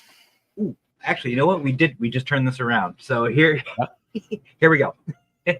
So here's why. Here's why I investigate at night. Okay. And it is nothing. Well, I wouldn't say nothing. It has like 1% creep factor. 1%. 99% of the reason why I do it is because of sensory deprivation. There we go. English is not my first language apparently tonight. But anyway, I do that because obviously when you take sight away, sound, smells, everything else gets heightened. Your other senses get heightened. See, you're the reason why people are afraid of the dark, because you're in it. Love you, brother. But my hearing sucks thanks to the military. My hearing is I lost 60% of my hearing in my left ear. When I investigate at night, it forces my ears and my hearing to heighten. What it also does is it gives me another chance to train and learn more, and to take that hallucinations and your brain playing tricks on you. It trains you to ignore that, and it settles you, and it kind of night vision. It kind of gives you a little bit of night vision. You know, there's a difference between black and pitch black, and it helps out. So for me, nighttime investigating to me is paramount. It's where I do my best. Now, I've said before, and I still believe it. Thanks, Gabriel. Love you too. But like Raymond says, you can get evidence during the day. Well, yeah, and in a thorough investigation, you go into somebody's house, you go into a business who's actually having a problem, you should do both. Like if you call me out to your house, most of the investigations, if we're getting real, if we get to the point where I'm like, all right, we need to set up, one, the equipment's going to be running 24/7. But also, like, if you watch the Conjuring movies, I love those movies because that's how I do it. Like I'm going to come out there and I might stay in your guest room. I might sleep on your couch. I'm going to be there to try to you guys need to be going about your daily routine and doing what you normally do when things happen so that I can figure out why that is happening. Give me 1 second, brother. Yeah. I have my brother-in-law trying to listen in, and instead of watching and giving me the viewership, he's just overlooking my shoulder, so I had to put you on speaker. Just pull your phone up, man. There it goes. I think it's going. Say something, Tanner, just so I know it's working. I heard it. So that we don't have an echo. Oh, there we go. No, I just wanted to make sure my speaker wasn't working. I heard you laugh. I saw you laughing, but I wasn't hearing you laughing. I gotcha. But Yeah, but anyway, go ahead. that's one of those things. Like, that's part of doing an investigation that a lot of people don't do because they don't see it on television. You know, you go in and you kick the family out, and there are times where they're alone. Absolutely, that single vigil is an important part of the investigation. But just being there when the energy of the house and the energy of the property is moving in the direction that it normally is, it's really important. I've been able to debunk a lot from doing that, and then I've also been able to confirm that there's no way that your activity is causing this. Also, just having those people in the house and the regular chatter of a family, if things do feed off and use energy to manifest, it gives them something to pull from and a reason to manifest. There's a lot of these things that I think just want to be part of the action, part of the family, part of what's going on in the house. And we're getting way into the paranormal stuff, but but that's part of it. That's part of doing a thorough investigation. No, absolutely. And I saw David Hope like the video. Thanks, David, from Dark Hope Paranormal. Missed you too, brother. You and I need to hang out again. But, you know, I'm glad you said about the, you know, even the family being involved. Like, I kind of go kind of like what you see on the shows. We have a base set up outside or somewhere away from the actual home itself. And that's where the family stays. They stay with us if they want to, or if they can go to, you know, the neighbors, family members for the night, whatever they want to do. It's whatever their comfort level is.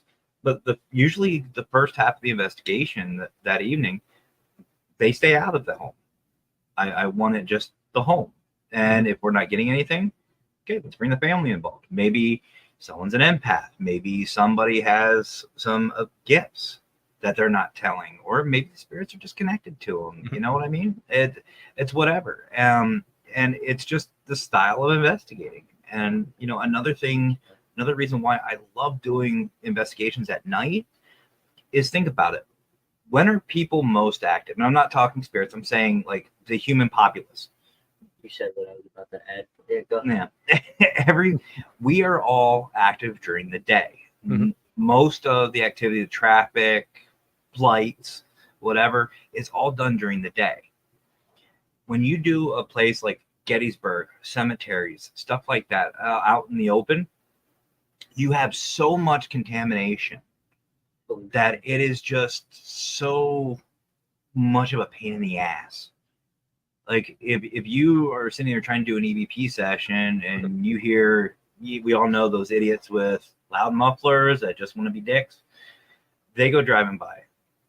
That interrupts what you're doing and takes your focus off of the investigations, and more importantly, the spirits.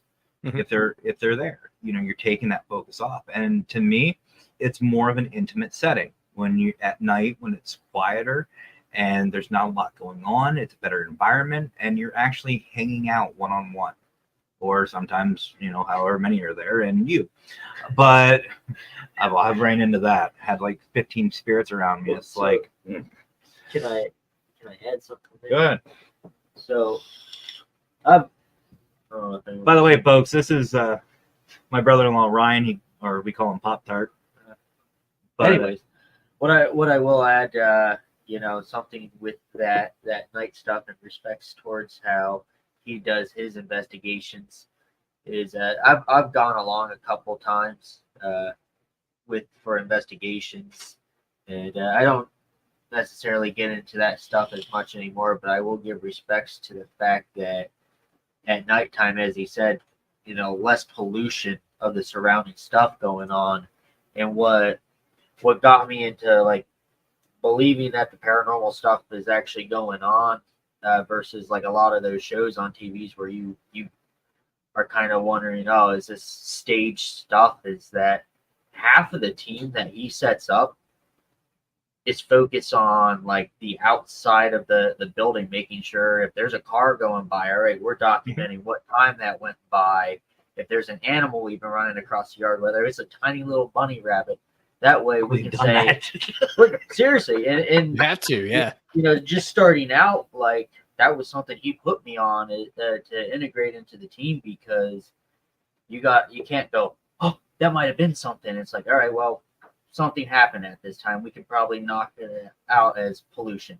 Mhm. That way, like that right there gave a lot of credibility into like what I was seeing, what I could tell was paranormal versus what could have been fake. Mhm. But I'll give respects to that. Is like the nighttime helps out with that a lot. And that's and by the way, folks, for those of you, by the way, Gabriel says hi. Oh, That hi was for you. But this is what another reason why EMF, empowering my field, why I wanted to do stuff like this, because someone like Ryan, he can come on and talk about what he likes, what he's passionate about. He can talk about his experiences with the paranormal, what he really likes to do, and which, by the way, and yes, I'm doing this live. So again, I didn't do it. no, did you figure out whether you want to sell the bike or not? Because I'm interested if you are. I'll screw you too. Sorry. Do you want to do a ride share? I'm only taking it to Tennessee to go see Tanner. No. The hell of a ride on a bike, dude. But All right, mind you, I got like this tiny little Honda Navi. All right, that thing doesn't get above 50. With me weighing 150, it doesn't get above 50. He thinks he's going to Tennessee on that thing. He'll get pulled over for going under the speed limit. I'm the four wheels Oh, on. man, I let my mom ride my bike down to Florida once, and she laid it down at a stop sign. Broke my signals off. So I was like, no. But anyway, folks, like you're seeing the prime reasoning for this new show, for empowering my. Again, it's not just the paranormal. It's anything. It's literally anything, and that's one thing that really excites me, is because we get to learn so much about each other that I think this premise, and if you want to do a show and you want to steal this idea, let me already start. Take it. Do it. Take it. Take this idea and run with it. Because here's the thing. If you start, like if Tanner decides that he wants to do this, his community may embrace it. His listeners may embrace it, may want to be a part of it, may help out. And all he has to say is, go check out the consult. My listeners are all about giving feedback, and they do not like me going off topic. Do not send them over to my show. Yeah. There's oh man, podcasting is different than live streaming. I'm going to say that people are used to having curated content that is to a certain standard and is like I mean Dateline does podcasts, so then people are used to that type of stuff on that. So put your shows out if you want to go out there. But you'll learn how to edit if you go to audio only with that. It's brutal. It's brutal. If I ever start recording, and you know what's funny is, again, another tangent, but my show, the Fedora, love that man to death. He was one of the first to tell me, you need to do some recordings. You need to record some stuff. You want to do things. I'm going to tell you all right now. And if AJ is in the room or if Brian's in the room, they'll attest to this. You guys see this side of me on my lives, and I seem very comfortable. Well, at least I hope I seem comfortable doing this. I am not when it comes to recording. Like even in the promo for EMF, when I say I'm not done yet, I look up and I say I'm not done yet. What you're not seeing is that was a minute and a half to 2 minutes of me doing other things. Like I had literally, like I did one like I'm not done yet, or I'm just getting started, or I'm back, or let's have some fun. I had so many different phrases that I did to record just that 2 to 3 second clip, because I am so awkward when it comes to recording. So the episode before the last that dropped to Ghost Hunter Advice was a 30-minute episode. By the time I finished editing it, it's 15 minutes. But see, and that's Yeah. that's the thing. Like I am better at these lives. Mhm. I feel more confident and comfortable. And I'm not saying I can't do recorded stuff because I have. I've done some recorded stuff, like for the Global Ghost Hunt. I've done a couple of recordings for that, and I've told Brian before, I hate recording. Yep. I If you start recording, like if you're listening, like you want to record, your first 30 episodes are going to be absolute garbage. If you go back to any podcast that's doing well, anybody that's been picked up by a network, anybody that's got stuff going on, their first 30 podcasts, I guarantee almost always are behind a paywall. Ghost Hunter Advice eventually will have a paywall, and those early ones will be behind it because they are awful. And it's like, you know what? You want to hear those? You want to hear how bad I was on episode 1? Oh, even my lives. I do not suggest it, folks, but if anybody's seen the beginning of the consultant doing lives, I was terrible. Absolutely. And I started, I think you know this because I've said this a couple times. I started out doing how-to videos of investigating. Just taking my experiences and just doing whatever. And I was shit. I was awkward. I was terrible. But you know what? The one thing that I've noticed is over these past couple years is these live streams that I do. That is where I'm the most comfortable. I'm the most confident. I have the most fun doing. And I'm not talking about like a recorded interview or recorded, like if we were doing this whole series, this whole thing, this whole show recorded, you and I could have a great time doing this. Mhm. But like my video gaming, I can't do that recorded because I'll just sit there and just be awkward. Mhm. I'll just focus on the game. If for some reason what I'm doing takes off, and I've said this before, and I've had it happen. If I get paid for doing all this stuff, I'm gonna do it my way, Mhm. and I'm gonna have fun doing it my way, and I'm not gonna change it. That's just probably why I don't have a TV deal like I was offered. I don't know if you know this, but I was actually offered a TV spot. Yep. Out in San Diego, we were offered a show, but they wanted us to change what we were doing. I said, nope. They wanted us to change who we were and what we were doing. I said, absolutely not. You came to me for a reason. You want me for a reason, and you're going to get me and my team. And that's why I like the stuff that's like voiceover. So I'm on a couple of sites now where like I'm voice talent so that I can do commercials and do voiceovers for documentaries and stuff. And I prefer that or flying out and sitting and being a talking head on one of the documentaries, as opposed to going out and doing investigations. I turned down a couple of shows. Mhm. And the last one, I didn't even get to the last round. I was like, you know what? I'm just not interested in doing it. And I wish I hadn't on that one. That one would have been fun. Don't get me wrong. Yeah. I probably, if I could go back in time, and I would have changed my decision, who knows where I might be. I mean, they were talking, and I'm not talking like, and this was before like Amazon Prime and Roku and stuff like that. Like I'm talking network. Network level shows that I was offered. And, maybe I could have been like Ghost Hunters or Ghost Adventures or Old Habits. But I am glad that they're doing the Ghost Adventures home stuff now, because it's a lot easier for me to explain to people what the GHA Investigators Network is like. So like cases come in from the shows, I consult, I talk to people, I do all the stuff on the investigations, and I have people do legwork. Local teams do legwork. I say legwork, but it's the investigations, the stuff you guys actually want to do, going into the house and doing the stuff and then bringing it back. But there are pluses to having those shows. Oh, absolutely. Well, actually, what's up? I don't. Oh, wait. Yeah, we do. We have our blanket. That's all done. You can just set it on the table if you want. Okay. Sorry, it was the laundry. I forgot I had a blanket in there. But actually, I'm glad you brought that up, Terry, because you were just on.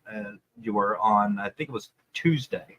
Yep. Is it Tuesday or Sunday with Brian? Tuesday. So Tuesday. every Tuesday I do like a 10 to a 15-minute bit at the start of their show talking about something or doing paranormal news that ties into the guest. Which, for those of you who don't know or haven't heard about, go check it out. It's Through the Lens, over with Brian and Lex. And I'll tell you what, that is such a fun show. I need to Those talk guys to are them about coming on again. I want to talk to them and Lex, to Brian and Lex again, and talk about their show. They have an amazing show.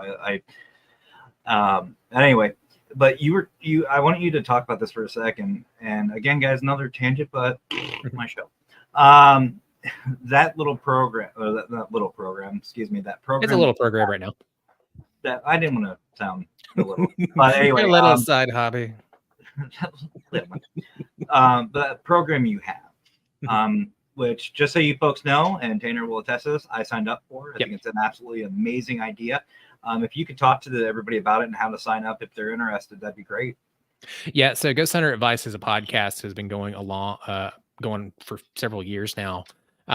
Before I shut it down, we were getting calls in from all over the world, Australia, Europe. I had a couple come in from non-English speaking countries through Asia. And basically I can't do the legwork on these. I can't get out to these families who need actual boots on the ground.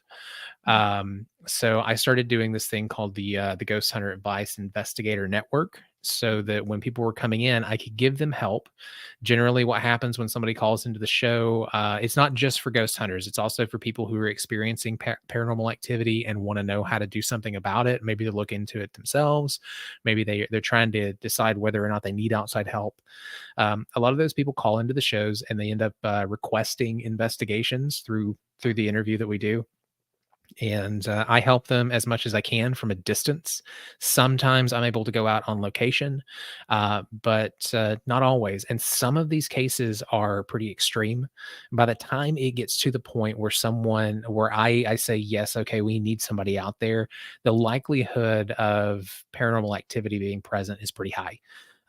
There's a high standard that I put people to, for me to say, okay, this is legit enough to look at, especially with the expense of traveling to Arizona or Washington was one of the biggest ones. I need people who are boots on the ground in all 50 states, Canada, Mexico, everywhere, to help these people. And sometimes I'll come out. These cases, I do stay involved with them. I do a lot of the backgrounds. I do a lot of the interviews. Sometimes I have people go pick up documents, because some of the courthouses in different places, we have to pick them up live. But really what I need are people to go in and do the vigils, set up the equipment, get the evidence ready, especially if we think there's going to need to be some sort of religious intervention. A lot of the larger organizations, I know you know who I'm talking about, they have a very high standard of evidence before they'll approve something. So we have to get that ready, and I need people there who are able to do it. So if you go to ghosthunteradvice.com, click on join the investigator network, fill out that form, and I will be in touch. There's an interview process, and you can be one of the investigators that goes out and helps these people. Absolutely. And again, folks, like I said, I even signed up for it. I learned about it, and I feel ashamed about this, but I learned about it on Tuesday Through the Lens. I just brought it back on Monday. I finally decided to bring it back, and awesome. Before, it was something that was underground, like it wasn't something that I advertised that we had. But now, with the popularity of the show growing, I need people. Hey, well, you can count on me to help out any way I can. But yeah, guys, definitely go check that out. Sign up if you feel the want to, and that's something else. Don't feel obligated. If you honestly can help, please do. And as a perk, sorry to interrupt, but as a perk, when we do talk about this, because I am a content creator, this is a show. A lot of these things, we do have people sign media releases. We do feature, or will be featuring these cases on the shows, talking about the team. We might pull you on for an interview, especially for premium content down the road. But with these cases, absolutely, you can write about them. I'm not like big on this is exclusive GHA IP like some networks, but the big thing that I ask is if you do talk about these cases and you do decide to publish something, protect the families. There are people out there who pin these houses. So if you do publish any photos that show anything around, you give any sort of indication of where the case is, a lot of these people are going to be looking for it, and people will show up at people's houses and ruin their lives if they think that there's paranormal activity inside the home. So we have to guard these people's privacy at all costs. Usually if you hear me talking about something on the show, it's not even in the same state that I'm talking about. It's very, very important that we protect these people's privacy, but that's it. No, 100%. And I couldn't agree more. And here's the thing, and a little disclaimer I'm going to add to that. If for some reason anybody hears or sees something about a home or whatever, or even I'll even throw in businesses that have paranormal activity, please, folks, do not be a burden like that. That is complete disrespect. It is okay, in my opinion, especially a business, to just ask about it. Just ask. While they're open, while it's, not while they're busy or anything else, don't inconvenience them. If it's a house, the only thing I will say is just introduce yourself. Just introduce yourself. Don't go into details about it. Don't dig. Don't, pry. But just say something like, hi, I'll use an example. I use me. Hi, my name is Matt. I go by Paranormal Consultant. I heard you may or may not have some issues going on in your home. If you are, and you are looking for extra help or something, if I can help you in any way I can, here's my card. Feel free to call or text me or send me an email with any questions or concerns you might have, and just show support. Because I'm going to tell you right now, I've done over 400 cases. That is the number one thing these clients are looking for, is support. And in all honesty, that'll do so much for not just yourself, but our field as a whole. It'll break a lot of stigmas and a lot of reputations that we may have. And if it's a public location, ask permission. I'm going to say it again, ask permission. Even if it's public, a park, go talk to, even if there's homes nearby, introduce yourself and explain what you're going to be doing, and say, would you mind? Would you mind if I know it's public, but I'm going to be out here. I'm just introducing myself, letting you know this is who I am, what I'm doing. Do you have any issues with that? And the reason why you do that, folks, is because think of it this way. When you go out, if you're outside, say you go outside at night and you're just hanging out, and you see somebody in the park across the street running around with a flashlight, it's going to look a little sketchy. If you make your introductions and you're polite and respectful, no cops will be called, no issues. You won't have anybody yelling at you. That's something that we need to, as a community, start doing, is start introducing ourselves. And I'm not saying try to, push them to say that, paranormal is real, or no, just introduce yourself. Let them know. Let the neighbors know. Let people know what's going on. And there's, again, it's networking, it's being respectful. And I've even gone as far as calling, the police station, the local, police station, and say, hey, this is who I am. This is what I'm going to be doing. I don't know whether you believe in it or not, but either way, I was wondering if it would be okay for me to come out this evening from this time to this time and do an investigation. I'm not going to desecrate anything. I'm not going to hurt anything. I'm going to, won't trash the place. Just want to go out with a flashlight, a camera, and a recorder, and just, do what I want to do, some things. Mm-hmm. There are a lot of places that are under, they're under the conservatorship of the police department in the city, so they can actually give you the ability to go in there. I was looked out. There was a very, very small town who was and a lot of the cops there loved paranormal shows, so they not only gave me access to a lot of places, they would come out and help out. Oh yeah, San Diego, They did it too. Yep. And and here's something else too that you're doing. If they do get a phone call, they don't need to come out. They already know what's going on, and they can be like, okay, well, no, we know what that is. That's fine. You don't have anything to worry about. And that's going to make things so much easier for your lives and everybody else's. And I'm not saying, call up 50 teams and have a big convention out in the middle of the night, because that's going to look a little weird. But just a small group, small group, or even just by yourself. Or something else that I think a lot of people miss is just going through downtown at night. Yep. Like I live in a small town. You get some evidence downtown at night, but make sure it's well lit, safe. Yeah. Chattanooga, we have a couple of ghost tour companies here.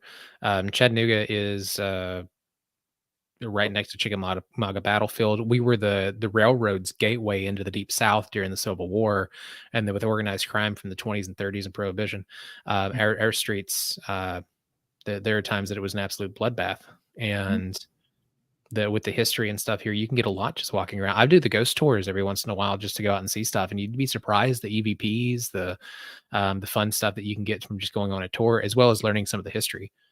Yeah. That's actually a goal of mine. I'm keeping an eye on the tour companies and stuff around here, and that's why I wanted to do something that was high revenue earning, to get the capital together so I could buy a tour company. It's always been a dream of mine to own a ghost tour company and a paranormal bookstore or a cult bookstore. I had an online one. I used to track down, I was a private investigator. I was very into books. I was good at finding stuff. I used to track down occult books, hard to find books, high dollar collectibles, and sell those online. It was or broker deals sometimes. Chased books and novelties.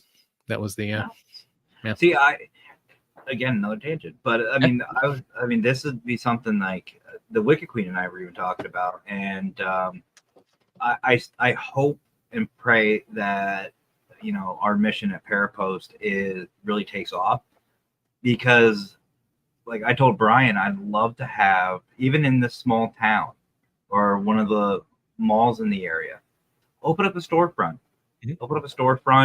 have a studio, a recording studio, right in the main window, right up front, and have like some merchandise for Parapost, Global Ghost Hunt.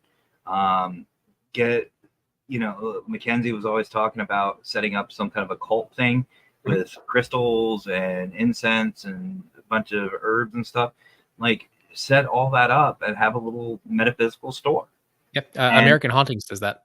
Yeah, I think that'd be great. And Troy Taylor, he up in Decatur, Illinois, man, it's awesome.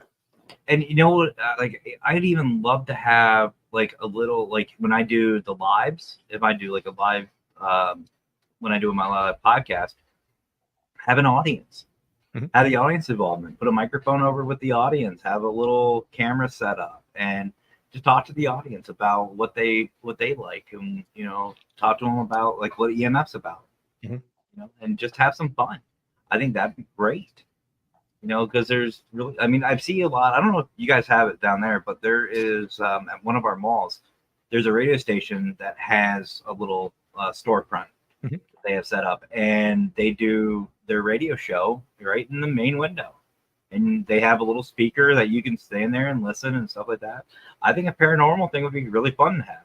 Yeah, here we have Chattanooga Ghost Tours, and their storefront is beautiful, and it's used as a lobby just for the ghost hunting. They have a couple of local authors in there, but I've walked in, I was like, this could be such an amazing magic shop, like paranormal bookstore, horror books, themed, run the tours out of here, and do some stuff for the podcast at the studio up in there, proper studio. Yeah. And yeah, and people do it. Like I said, Troy did it. It took him, I think, 30 or 40 years to get all that together. And he started running tours just on the street, meeting people like a lot of tour companies start, and taking them through Illinois. Now he's published over 160 books. He has a thriving business and is one of the biggest names in paranormal conventions right now.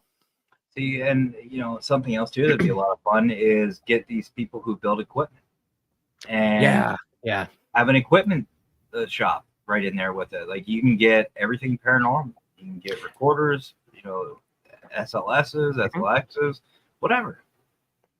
Yeah, think that's I want to do that. I do it online too. Ghost Stop. I keep forgetting to call them, but I've got to call them to get them on the show. They've started doing lives like this to go over the equipment that they have in store.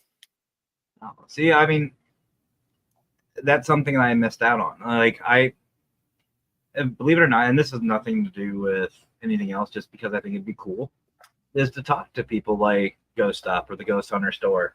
And I don't really want to say sponsored, but just have them come on, just chat about what they do, why they do it, how much fun do they have doing it, and pick their brain a little bit, have some fun. That's the thing that I love about this EMF that's coming out, is the possibilities are endless. And it may not even be just paranormal. Maybe somebody gaming may come in, and it only takes one person to hear the right thing for someone's life to change. And that's something that I think would be a lot of fun for everybody. And again, folks, if you want to come on the show and talk about what you're passionate about, let's do it. Let's have some fun, because maybe that right person may be in the audience to change your life. Or maybe even a job, get you a job with it. Dude, I have gotten so many, the highest paying jobs that I've gotten the past couple of years have come from podcasting. Really? They say, yeah, I put it on my resume that I run a podcast, and all of the things that I've done, the 2 podcasts that I use to build my businesses, and I monetize those through my businesses, the things that I've done to market it with aggressive display advertising, PPC advertising through Facebook and Google, and all the stuff that I did to grow specifically Ghost Hunter Advice. With SEO and digital marketing. They look at that and they're like, this is a hobby. I was like, yes, it's a hobby, but it's a hobby that netted me $20K in a year, which it's a hobby that netted me $20K. It's not anything for a career, but for a hobby, it's pretty cool. But it's $20K hobby is still, it's pretty good. You're making money off of a hobby. I mean, who doesn't want that? I mean, yeah.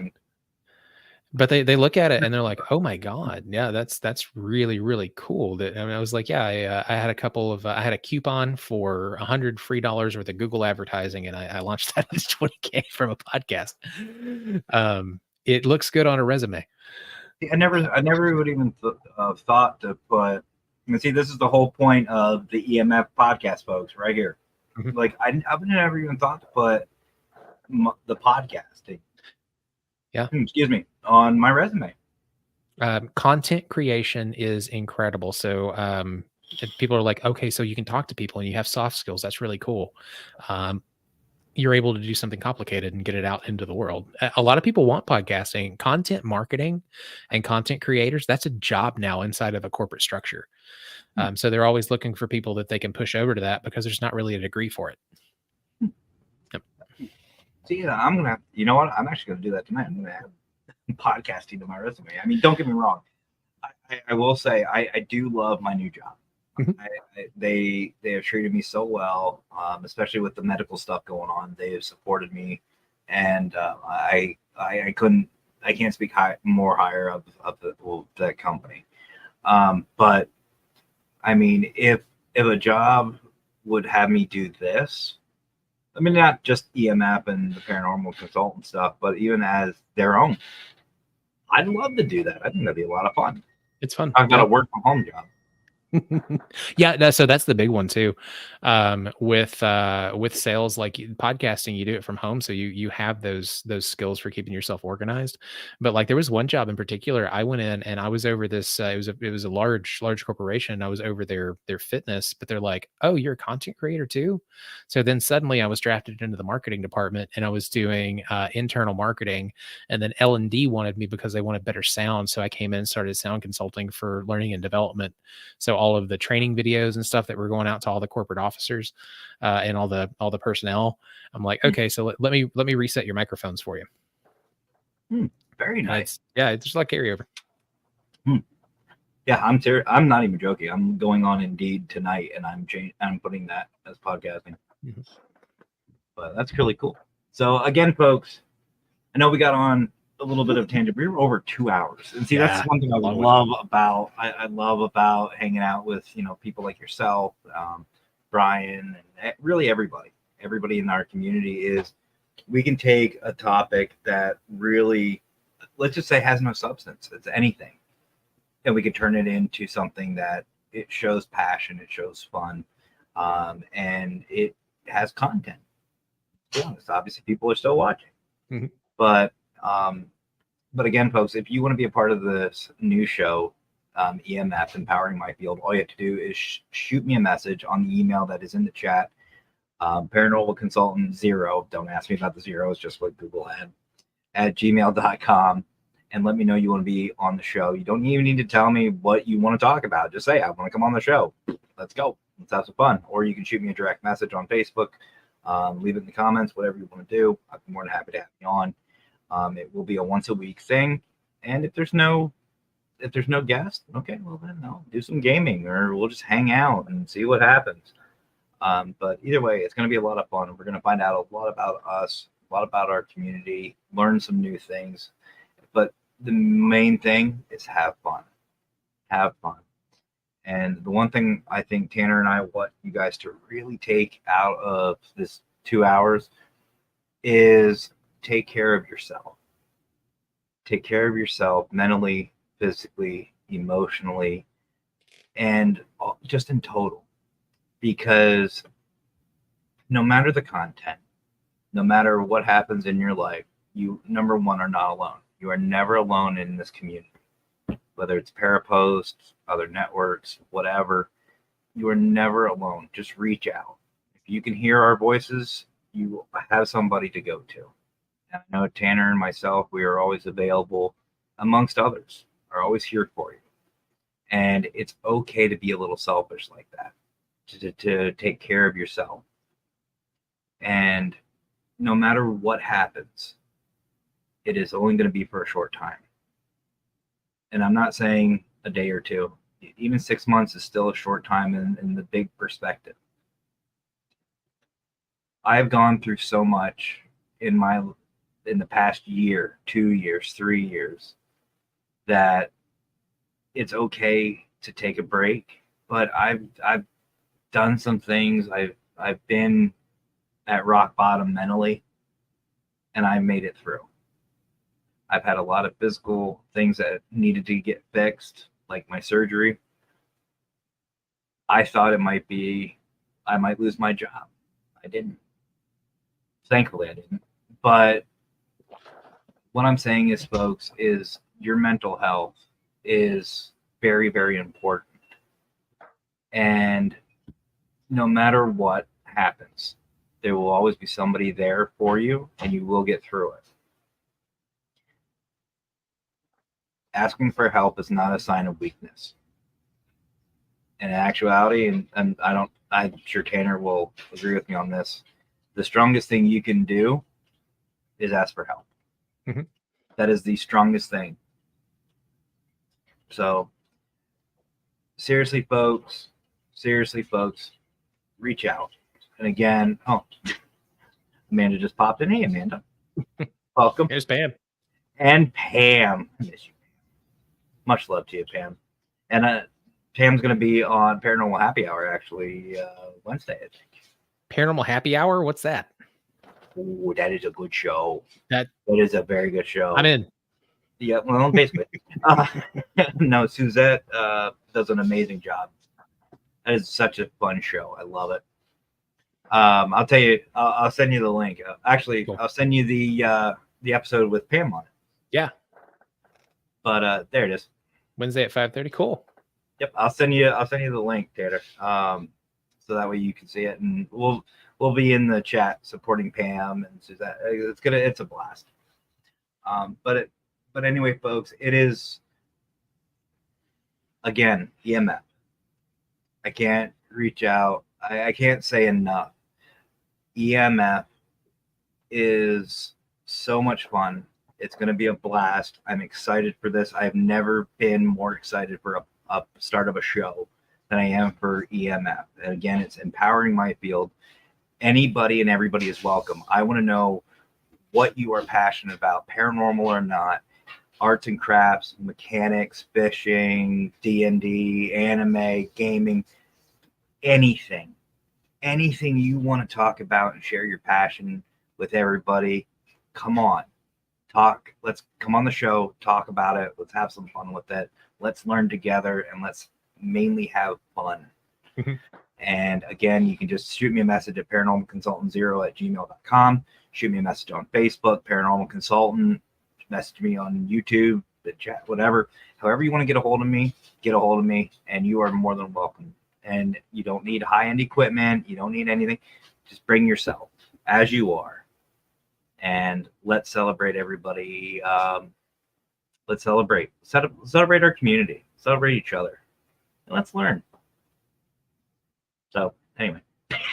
Yeah. Come be our guest sometime. Yes. Absolutely. Just message me, Amanda, and we can talk more about it. As a horror writer, like studying Japanese horror and some of the legends and stuff there, it's absolutely amazing. I will be tuning into that podcast. And Gabriel, you got to go through the Wicked Queen for that one. But anyway, folks, thank you all so much for joining us tonight. It's really been a lot of fun. And honestly, again, I am super excited for this new show. I'm really excited for the new show, not for myself, but for you guys. I want to know more about you. So, but before we go, Tanner, go ahead and give yourself a shout out on everything you got going on. Anything you want to shout out, go for it. Sure. More shameless plugs. Yeah. So check me out, Ghost Hunter Advice. We're on Apple, Spotify, everywhere that you listen to podcasts. We're there in the audio format. We have episodes dropping every other Tuesday, and then I am live the second and last Tuesday of every month on Parapost Network. Also, I'm on Through the Lens for a few minutes at the beginning of the show to kick things off. It's teeing off with Tanner. But I do a lot, and there's a lot of stuff that is coming out, including the GHA Investigator Network, Global Investigations.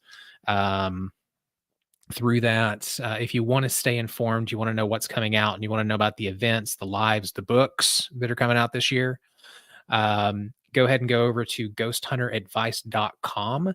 When you get there, sign up for the newsletter. I'm not going to spam you. You'll get a monthly newsletter that has a blog post, tips for the paranormal, some equipment breakdowns, and of course, what I'm doing in the month to come. And it's a monthly newsletter that you'll be getting once every 2 hours every day. No, I hate that. Oh my God. Yeah.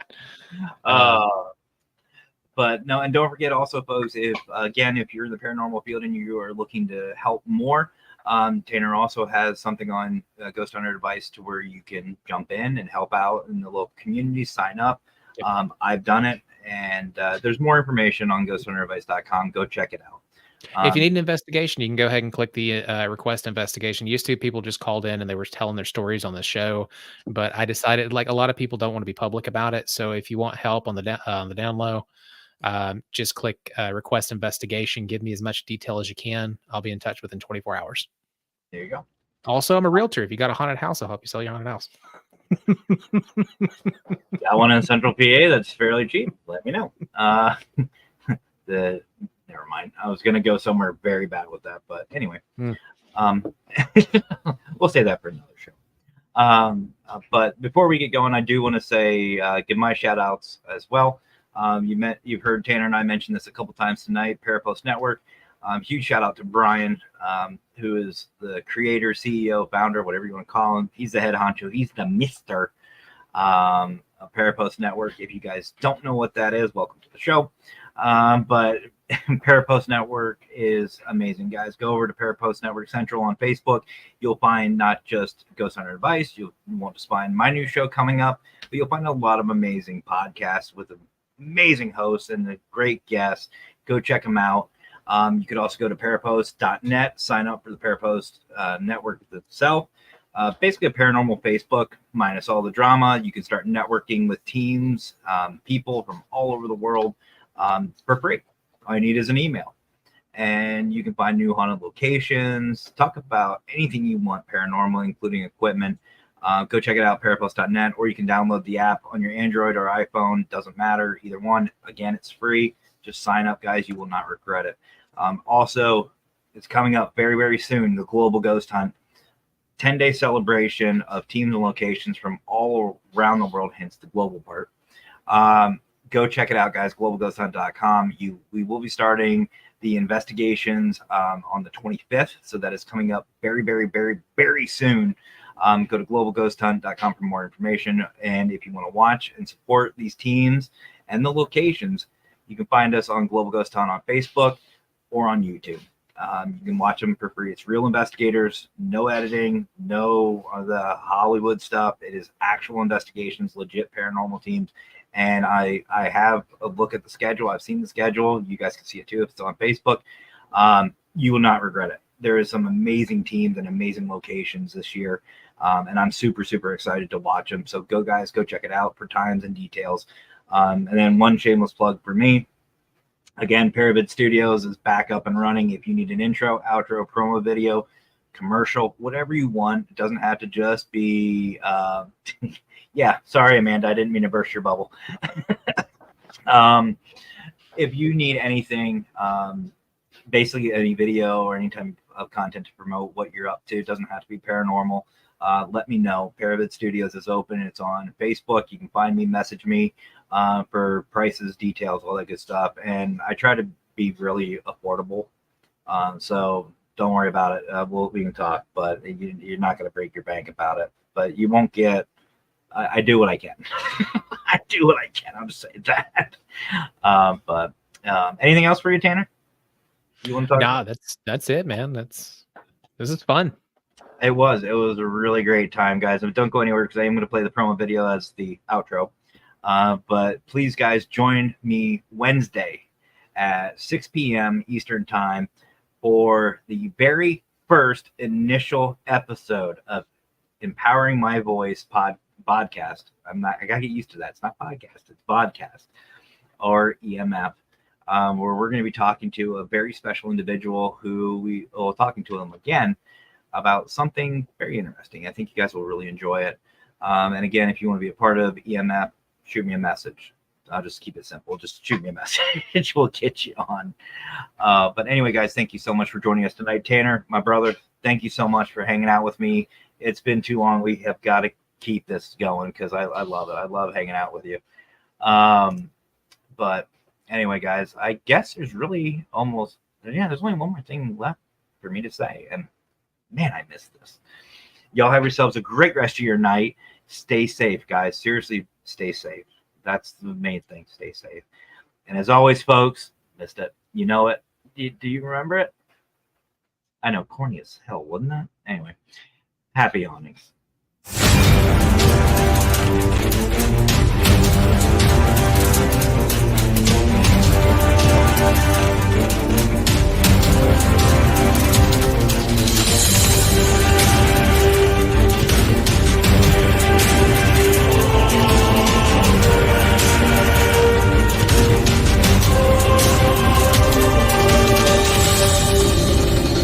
I'm not done yet.